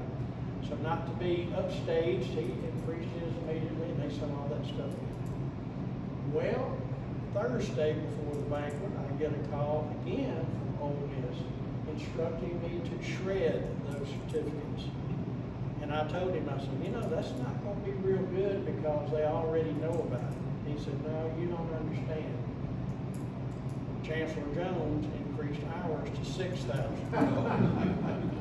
So that Friday night, each scout got a $6,000 scholarship off from Ole Miss and $4,000 from state. So this rocked on and rocked on. Well, it was a good thing, and we tried to get Southern on board. We were not successful in that in 13 because, well, I know why. But anyway, when Dr. Bennett came on board in 2014, he immediately jumped on them. And I got those the night that Dr. Gates spoke at the Singer Theater, that same night. Anyway, so that year, all Eagle Scouts got 6,000 from Southern, 6,000 from Ole Miss, or 6,000 from Mississippi State. So it was good. 2015 was a big year for Eagle Scout scholarship. Mississippi College came on board with an $8,000 scholarship. And then we get a call from Tony got a call from Dr. Perigin, president of Sept. Guess what that one is? $60,000 scholarship for every Eagle Scout in the state of Mississippi who goes to Sept. 60,000. And so we met with Dr. Perigin, we asked him, why so much? Of course, Sept isn't cheap. We say, why so much? He said, because I want those kids here at my school. They're leaders. And it's that way to this day. Delta State's come in with a small scholarship that's 4,000, but it's still 4,000. So there you go. This is the value that these universities place on that Eagle Scout Award. This is the value. And so we can do the same thing here. Now, one thing we can do, and being this is not time to bring this up, but I am going to mention it because Sheik and I talked about it. We can also offer a cash scholarship to our state winner. The state winner automatically gets sent up to the national winner. But we can consider offering that if the state society wants to do that. How much? I don't know. That's not up to me. We will make a recommendation at the next meeting. And we will recommend that we do that. Something. Your committee report. And then it'll be, you know, but I'm gonna tell you folks, the key to these young people nowadays, you've got to get their attention and you've got to incentivize something. There's got to have a reason why they want to do this. That's the reason. Questions? Yeah. The girl with Eagle Scout, is that the one that was in the newspapers as being the first female Eagle? Yes, she Yes. is. Okay, that's fantastic. And then on your talk about Ole Miss and State, yeah, my son got both of those. and then they send them to them, and the difference is just the color. I think state is blue and Ole Miss is maroon. another way. Boy, where are you from? He got a vote, but now, That's something. Alabama, apparently. And here we go. okay, so maroon is. He said that, too. But no, it's, yeah, her name is Lucia Barbarina. She is awesome. Unfortunately, 2 of those cannot qualify for the national award. Because the one stipulation on age is you cannot turn 19 the year it's awarded. And they'll both be 19 at the end of this year. She was teaching seminars with you, wasn't she? Wasn't she teaching seminars with you earlier? She was one of the top leaders of our NYLT. Right. Yeah. I mean, these kids are awesome, folks. She was already teaching other kids right there. And you'll get a chance, we'll get a chance to, y'all will get a chance to meet some of them, because you'll be invited to the state evaluation when we have it. Yeah. All right, Brian? Well, he just touched on what I was gonna say, but we purchased all of these, for every Eagle Scout, and to bring it home, what we envisioned were these Eagle banquets, all up and down the state, north and south, and every time the president of the SAR is there, someone else is there to shake the hand of every Eagle. This is before COVID, when COVID put everything aside. Shake the hand of every Eagle that comes through and their father. And when you're called on, John McBride, Jerry Lilly, Ron Humphrey, you guys with no gray hair, to be there because you're in their generation of the fathers of these Eagle Scouts. And you need to be there, and Mike, you need to call on these guys, north and south, and you need to be there that night to help present them. Because they can relate to you. I'm after the father of that Eagle Scout, as much as the Eagle Scout. I want to award him, but I want to shake the hand of the father and invite him into the SAR. So that was kind of our thinking behind this. You get an inroad to that kid, you've got an automatic inroad to that parent. Yeah. Now, one last thing I feel. One last thing, we got people getting hungry. I know it, but I had breakfast. Anyway, another thing that. Sit down. Another thing that Mike talked about is having a state SAR patch. National Issues one. This is from the 2013 National Jamboree, right there. National Issues there. So, who was it was telling me their son went to 2013 Jamboree a minute ago? One of y'all? Somebody was saying their son went to National Jamborees in 2010 and 2013. No? No, I believe it. I've been scouting on the air for 20 years. All right. All right, thank you very much. We got a lot to consider on that, but we need to move through on the rest of it. I'm gonna back up. We have a motion to, we have a resolution here regarding the Boards Committee that Brian has put out. The members of the Mississippi Society who are receiving an award from the State Society that has an accompanying medal associated with the award being presented a reward certificate only. That said individual be given the option of receiving the medal also. That is, that the Mississippi Society purchase and deliver said medal to the recipient if so requested by the recipient. There doesn't need to be a motion or a second to accept this, but we're going to open this up for amendment. Does anybody have an amendment to propose to this? I make a motion that we accept the. We'll close that out in a second. Anybody got anything to add? Going once, going twice. All right, we have a motion to accept this policy as written. Do I have a second? Second over there. All right. All those in favor say aye. Aye. All opposed? All right, resolution is adopted. All right. Moving on down, we have a presentation on the 250th committee by Dr. Fullwater. Fullwater? Okay. I passed this out to everybody I thought. Is there anybody here that didn't get one of these? Okay. Basically, all this is a follow-up to what I was talking about earlier about the new PG's. His main emphasis is on the 250th, okay? So the reason, this is a national publication that I've been putting out since 2020. And I just brought it this time to this meeting because of the 250th, okay? There's a lot of information in here regarding the 250th and a lot of information concerning the Americanism Committee and the youth awards and things like that. George Washington Endowment, Patriot Research System update with Gary Green, and he was on that. We were on that Zoom together. So there's a lot in here, and that's basically it. I'll sit back down. There's just a lot of stuff in here about the 250th, and it just requires you to read it, and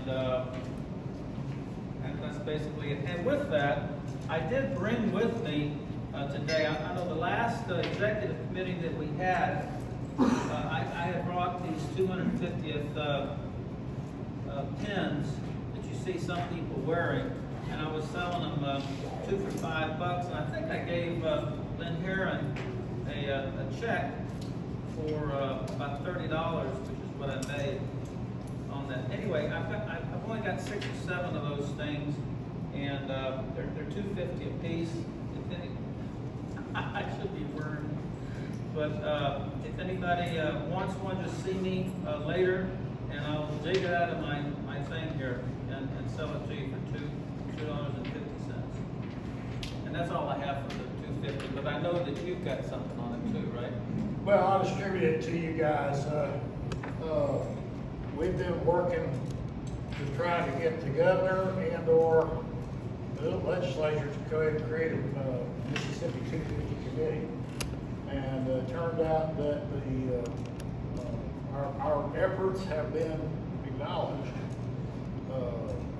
The National 250 Committee, not SAR, but the National Foundation, has made some inroads into our governor's office. For those of you that didn't know, chief of staff for the governor came over to MDOT.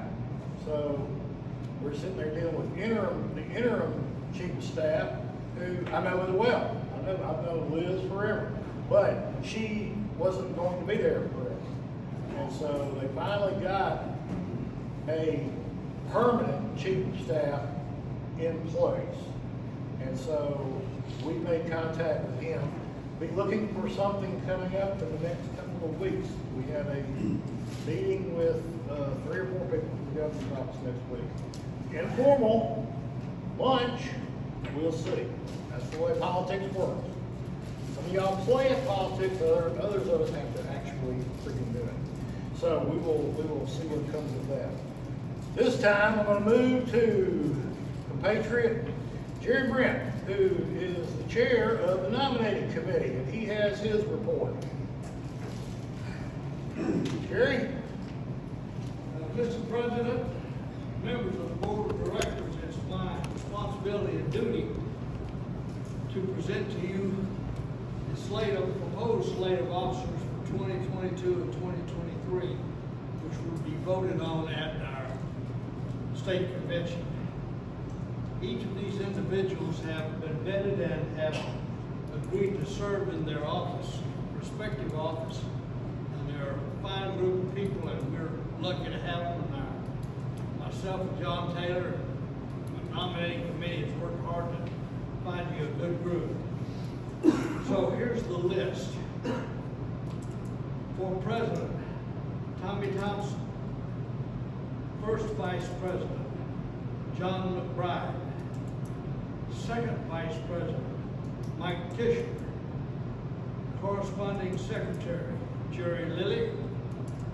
Recording Secretary, Keith Goodfellow. Treasurer/Registrar, Ben B. Jones. Chaplain, Lynn Schaus. Genealogist, Chad Couch. Color Guard Commander, Brian Boswell. Sergeant at Arms, Eric Norman. National Trustee, Bob Cox. Alternate trustee Brian Boswell. Vice President General Southern District Michael Schenck. Chancellor, we're still interviewing a couple of individuals for that position, and we will have that individual before the state convention. Mr. President, that's my proposed slate from the nominating committee. Thank you, Patriot Brent. That's the slate, boys and girls. And by the way, I am not really interested in treasurer. So if any of y'all really want to step in there, you can go ahead. The question was, in all fairness, Lynn needs a replacement. So I barely consider me interim. Okay, it's not going to be permanent by any stretch of the imagination. I appreciate that. There's nothing to be done on that, but anybody that wants to run from the floor is welcome to. And they are, in fact, soliciting chancellor. So if any of y'all are parliamentarians, you might step up. All right, in the new business there, I did want to mention that we do have leadership on September the 23rd through the 25th. Question about nominating. Okay, all right. It was the intention of setting it up this way that it is presented to the board of directors at this meeting, and it will be brought back up in January. That's correct. I think that's what I said. You know, you said at the annual meeting. Yeah, he did say that. That's what I said. Annual meeting. This is the next board of directors meeting in January. And so we need the chancellor presented to the board of directors in January, any names that aren't completed. It's brought up in September, so the board of directors will have this 3 months to look at it. That's right. But it's to be represented in January. That's correct. Okay, that's correct. Be sure that was- What I said was it would be voted on at the annual. Okay. You're right. We got that, but we are looking for a chancellor, so if any of y'all are, we have. And so you know, chancellor has to be a lawyer. Okay. We may need to change that. Doesn't have to be a member of the bar, but he has to be a lawyer. Well, he has to pass the bar. Yeah. Sorry. Bad joke. Bad joke, I understand. Bad joke. All right. Back to and moving through things, I just want to make sure these upcoming events were listed here, so that you guys were informed of them. Leadership Conference is September 23rd through the 25th in Louisville. And in deference to Brian's invitation, I will be at the National Academy of Sciences Legal Group. So Everybody had a good excuse, but everybody I'm also sure said they that's a could come to the very, I'm sure that's a very good excuse. The Revolutionary War and the War of 1812 Parade Market in Tylertown on October the 7th, Rosalie Day on October the 20th, and then Wreaths Across America on December the 18th. One other thing to add to the new business that was actually brought up by Ron Humphrey was he wanted to recognize 2 individuals that were involved with him in the in his project, and he wanted us to present certificates. You want to announce make that motion? Yeah, I've already submitted to the Medal of Award, but Dr. Derek Spell of Louisiana was instrumental in helping us complete to that 100% mark, and William Suggs of South Carolina was instrumental in the initial stages. I'd say that they probably did at least 50% of the transcribing of Patriot record applications on the Patriot Research System. All right, motion's out there. Do we have a second? Brian, what will you say? Huh? Are you for it? For what? Medal Awards, issue a certificate to those folks? I'm sorry, I was thinking about lunch. I don't even know what you're talking about. I'll second. Say it again. We have a second. Thank you. All right, good deal. All right, discussion. Sorry. Discussion. All those in favor say aye. Aye. Any opposed? Okay, good. All right, now, at this time, Jerry Lilly has a few things that he would like to present, and then we will move to the ending of this thing. I'm hungry too, Brian. This is the Marquis de Lafayette, and look how slim he stayed. Yes. He put on a few pounds, and I told him to lose them. Yeah, That's gotta look they're good. keeping me in check. Jerry, I've got an answer you can give him. Well, as corresponding secretary, I've received some awards that would have been presented at the 131st Congress, and so one of those individuals is here today, and so I have to present a Liberty Medal, and we've been talking about recruitment and recognition. The Liberty Medal is to commemorate the renovation of the Statue of Liberty, and it is representative of individuals' efforts and recognition for those efforts in recruitment. The medal that passing on for Jonathan Toon is going to an individual who has received the medal before, because their efforts in recruitment for our state and for our society as a whole have been massive. And so I have an oak leaf cluster to give to John Taylor. Thank you. Thank you. Wake up! Liberty with an oak leaf cluster. I'm telling you. Thank you so much. Photo op. All right, come on. Pose. Jerry. Y'all, turn around, pose. There you go. Lord have mercy. He's handed out so many All of these these years, things. he's still that. I know. Well, Jill's not here, that's what it is. Oh.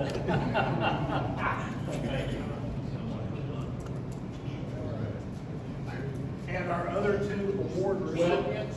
The other award recipient for that, of course, this is Mr. Charles Garrison, and I have his, and we'll be mailing that to him. And I believe you have another. I do have one.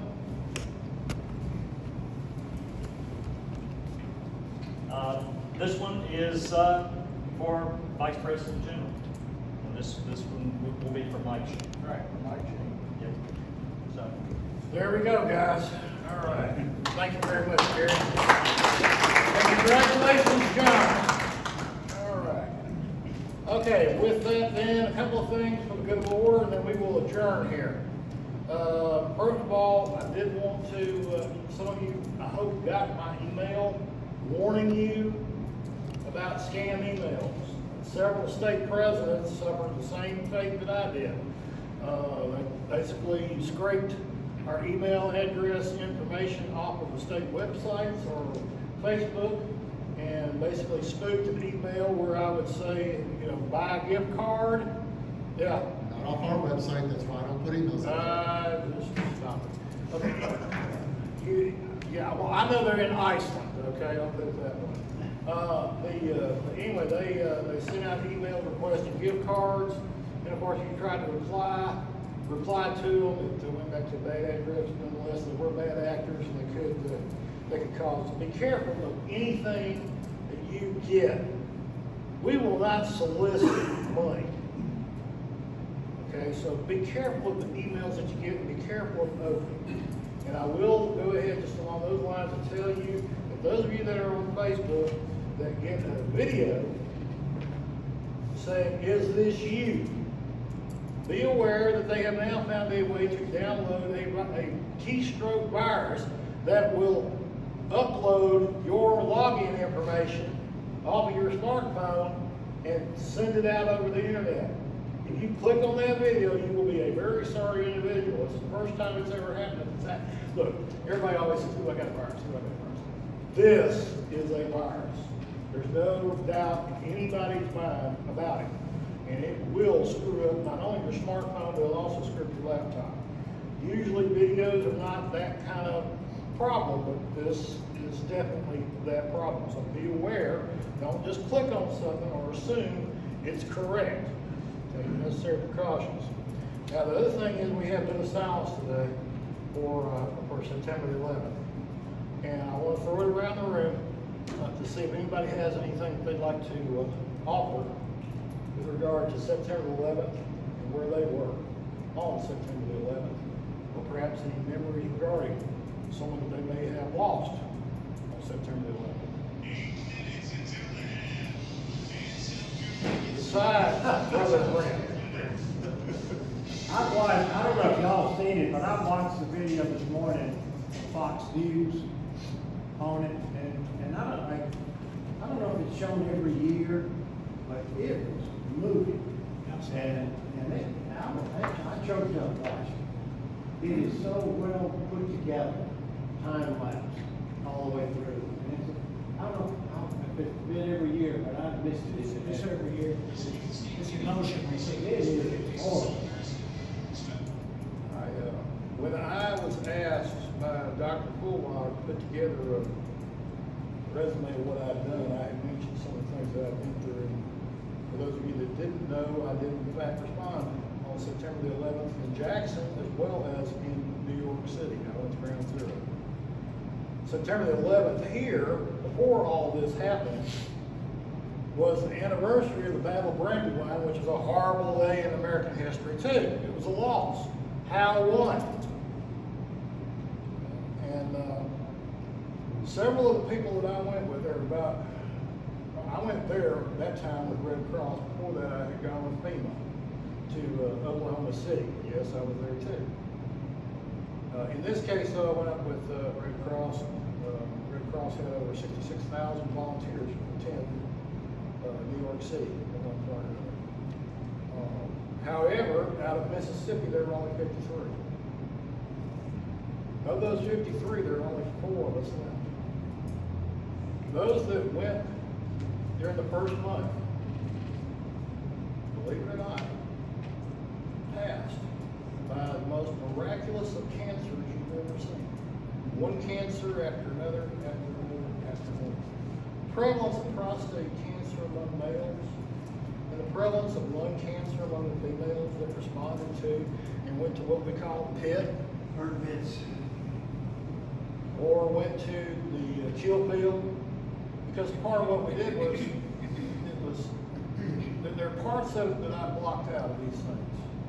That's what I can say, that some of these things are just so horrible, you just don't think about it anymore. But one of the things that was really horrible was, there were people up there that had to take literally a day off every 5 days and do something else that were working in the pit because it was that horrible. In Jackson, we responded very early. I got a call from a guy at Langley Air Force Base and said, "We need you to do this, we need you to do that." And I did what I had to do for all that. And it was very early in the morning. I mean, I looked at my phone, it's a 703 area code. Good grief, who in the heck's calling me? But then again, I was also watching on TV. And so I had things to do here. And we really genuinely hoped that there would be more than 25 people coming out of New York.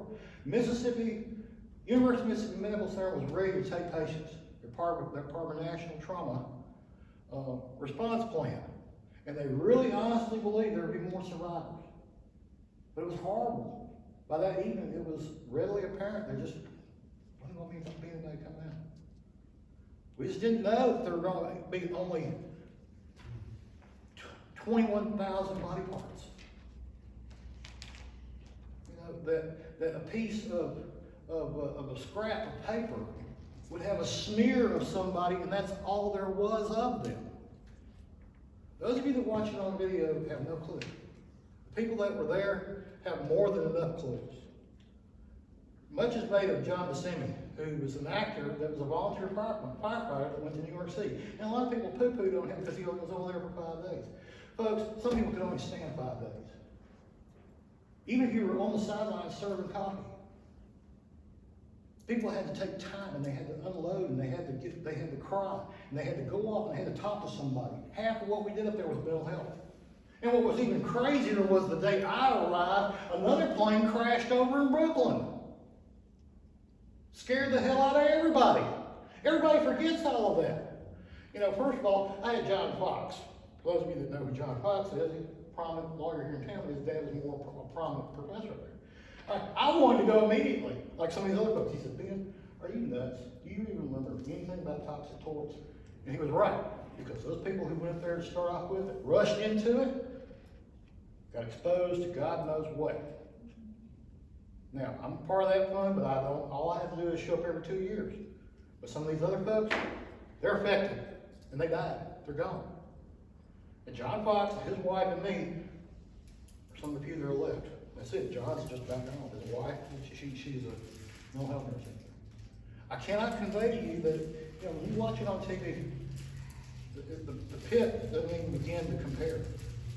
Okay? And the park over in New Jersey where they had to do the forensics of this. And don't forget, this was all done in the context of it's a crime scene. We got to be careful. But the whole time, people are looking for survivors, hoping for a survivor. Hoping for a survivor in November. Hope against hope. Against more hope. Till it became hopeless. I cannot convey to you guys how horrible this was. And there are people that 20 years later still affected by it. And when I see them on TV, it just absolutely drives me crazy because it's almost like suffering through a war. That day we went to war. It wasn't just a war, it was a world war. It was a war against ourselves. What can we survive? It was a war against, you know, I did Oklahoma City, and that was horrible too, but it wasn't near that. And 9/11 caved in and overwhelmed everybody. Charities, every charity was overwhelmed with contributions. God, how are we going to handle all this money? How are we going to distribute all this money? And of course, you know, by the time I got there, they were already complaining, oh, well, Red Cross is not handing out any money. The United Way's only giving out $1,500. And Salvation Army saying, come back around during Thanksgiving and we'll give you a turkey. Okay? You know, so it overwhelmed everybody. It overwhelmed the entire country. So that's what I want to communicate to you today, is that it needs a little something different. And today I would be at St. Andrews with the few remainders that are still out here. Because you had Red Cross, you had Salvation Army, you had Mississippi National Guard, we had some people from Mississippi Emergency Management Agency, Lutheran Services, another one. We had a number of nonprofit organizations that responded. And some went early, some went later. But there are a lot of us that are not hearing them. And there are those of us that have to deal with the fact that some people don't even know what to think about it. They weren't old enough. Or those that have forgotten about it. Or those that aggrandize it and use it to advertise and raise money. You know, and believe me, I got plenty of friends of mine who are really, really sick of hearing thank you for your service. Okay? So I just want to leave that with you today. I don't know if anybody else has anything quite that intimate, but when I wrote my experiences for my silver medal, that one was out there. And that's a part of what I do at the National Academy of Sciences, is I'm part of emergency responses for transportation organizations. I responded to New Jersey. I was sent by the state of Mississippi and the U.S. government to respond to the hurricane in New Jersey. Because of what I did here in Katrina, because of what I did over here, because I did all that. 9/11 marked the difference in my career, and also marked the difference in my perspective. I've lectured long enough, but I do just want to say that, you know, it's, we have people that are still dying from it every single day. We've got families that are still receiving monies because of it. And believe it or not, even from Oklahoma City, there's still families receiving assistance as a result of that nightmare. That's what I want to leave us with. It's time to eat, guys. Does anybody have anything they want to share about September? I have some things I want to share, but I don't know. My son's high school in Richmond, Virginia was across the highway from Camp Gary. Yeah. Calls his parents out, get your kids right now. They didn't know if that was going to be a target. Didn't know. And they had jets flying from Langley treetop level up to DC. And they were going to bring anything else down. A number of people said that's part of what happened that morning, Yeah. was that telephones in Washington, D.C. quit working, guys. So guess what we went to? I guess I can say it now. We went to ham radio. They set up a ham radio station out in front of the freaking Pentagon. We passed traffic to GSA and the FBI because their pages weren't working and no telephones were going in and out of Washington, D.C. So the order to close the federal building downtown had to come across ham freaking radio. Now, that's your typical ham radio, but it was a data radio, which I happen to be involved with because Everybody else in Mississippi, including the National Guard, was busy talking on a microphone, and I'm busy using a computer to do it. But they had the radio set up in front of several of the federal agencies, and at the same time, you had a convoy going to Mount Airy. Continuity of government. They all left town. But guess what? Thankfully, they crashed into a cornfield in Pennsylvania, and had to go through that. But it was almost, you already had a situation up there that happened before that even happened, which was the shooter. Sniper going around shooting. Beltway sniper had already screwed up everybody's head. You know, it was a different area. That being said, good Dr. Reverend over here, my vice president. Our vice president. Yes, sir. Well, I have a couple of things I want to just say. If, and I may not be elected president, but if I'm elected president, one of the values I think for having this group would be to be a think tank, to attack some of the problems that we have. We come and we go through all of our stuff that we do here, but we're not resolving any problems. One problem we have is with active membership. We emphasize recruitment, but in our own chapter, I think we're the largest chapter. We have 104 or 5 members, and 101 or 2 of them are pay their dues. But we only have about 15 or 20 who come to a meeting. And we're going to die if we don't get more active people. So one of the things we need to think about is how can we reactivate some of these chapters that are not active, and how can we reactivate some of the members who are not active, who once were active, but for some reason don't come anymore. We've lost 4 or 5 members who were didn't miss a meeting, but because of COVID, they still hadn't come back yet. So that's one thing we need to think about. How can we reactivate chapters and people? Another thing is,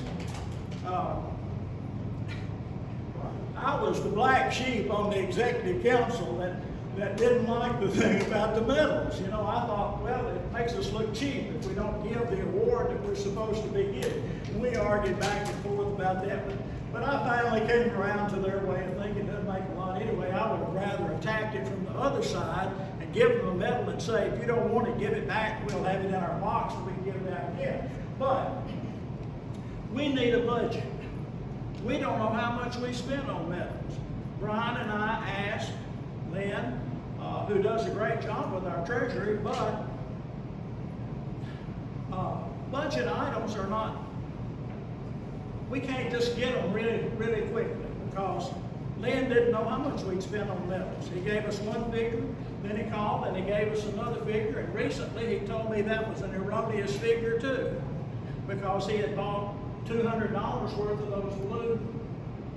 So we actually only spent about $300 for medals this past year, and that was, but my point is, we need a budget. We need to know how much our income is, how much our expenditures is. So, if we're going to think, I want you to think about how to reactivate members, how to reactivate chapters, how do we move ourselves into developing a statewide budget, and then I serve on the board of trustees for a seminary and a couple of colleges and some other board of directors. And the hot thing in administration and leadership right now is growth by subtraction.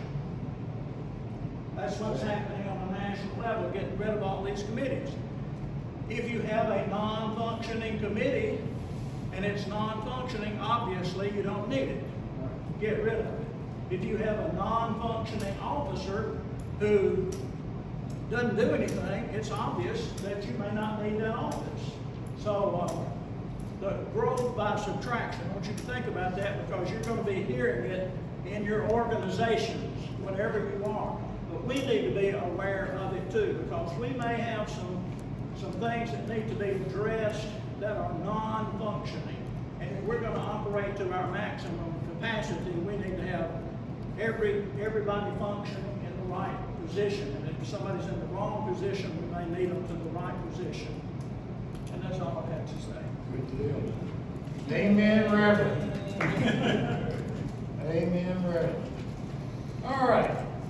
Anybody else have anything else for the good of the order? You got one of these? Yes, sir. Vice President Thompson, have you reached out to those members that have left and asked them why they left? Or why they're not rejoining? I've called 4 of them. Did they give a reason on why they no longer want to be a member? Yeah, but I don't want to talk about Okay. it. I'll tell you why. Well, the only reason I mention is that Some excuses are not excuses. right. But that may be something to be looking at for chapters that are losing members. Reach out to those members and say, hey, why, is there a reason why you no longer? Well, let me just say this. The place where you meet is important. Yes. It's important to some people. And we have some people that are coming because they don't like the place where we meet. Seems a little bit trite, but they don't like the place. But that may be a very valid point for them. It is valid for them. Oh, yeah, it's definitely valid, because one of the things we do enjoy here is that they moved the Sons of Confederate Veterans from the Jackson Municipal Art Gallery out to here, and their attendance increased 200–300%. Groups find that it's easier to meet out here in Madison than it is to meet elsewhere. They'll drive out here to more of those. Anything else? Anybody? Yes, sir. In that vein with what Tommy was talking about, I got the Captain William Hillhouse chapter up and running and everything, and so we brainstormed as to how to start getting all these people that used to come all the time to come back, okay? So with all the phone calls that I made, and this is going to be a common response from everybody in here, your chapters, is they said, well, we used to come because we could drive at night, but we don't drive at night anymore. Yes, okay? that's an and then issue, you look at the demographics, and I think we published a thing about the demographics of Mississippi as to the age level. And I passed all that out with the ages of all of our chapters and everything. And you're talking 70 plus, okay? A few chapters have got some people, maybe 1 or 2 that are 40 or something, and 1 or 2 that are in their 50s. But most of our chapters, you're talking 70 years old and up. And Brian, we're trying to get younger members, okay? And this thing about the Boy Scouts is an excellent thing, and of course the JROTC. But anyway, that's the main thing. When you said it's where you meet is important, okay, I'm also a member of the William Gray chapter. And we had a couple of members that didn't want to pay the $20 for food. And they said, well, if we go over here to the Clarion in Tupelo, they've got a meeting place over there, and we can get it for $16. Okay, so we went over there, and we had one meeting over there, and they had one waitress and stuff like that. When a lot of people stood up and said, "We're not coming back here," because they're used to meeting at the Tupelo Country Club, so they get dressed up, and they go to the country club, and they're saying, "We're not going to go to Clarion. We're not going to go to a restaurant. We're going to come to the country club, and if we lose the country club, then you better find some place that's equivalent to that." We're not the Elks, guys. Yeah. Okay? The Elks has a place, a place to be. The Moose does too. But if you go back again, like I was saying earlier, and look at some of those newspaper archives, being in the SAR was a big deal. Not everybody got in the SAR. So, I'm all about, a little bit extra. Like today, we were going to meet over Biaggi's, which actually I believe was more luxurious than this, but their COVID policy was such that we would have had to have the whole room as opposed to half the room, which their half room is basically this room right here with TV, AV, all that kind of thing. So, good thoughts, guys. I think if we just put our heads together, we can collectively solve some problems. I move we adjourn. Or we'll hurt each other. Okay, we will adjourn. No second is required for that motion. At this point, grab your recessional boys, and let's stand, and let's do recessional. After me, please. Until we meet again. who gave us our Constitution, the Bill of Rights, an independent Supreme Court, and a nation of free men.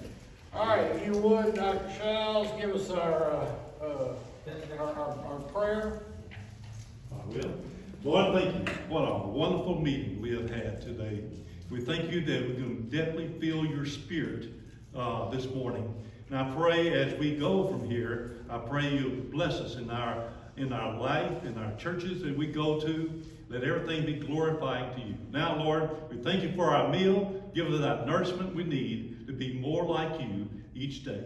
In the name of Jesus Christ we pray. Amen. Amen.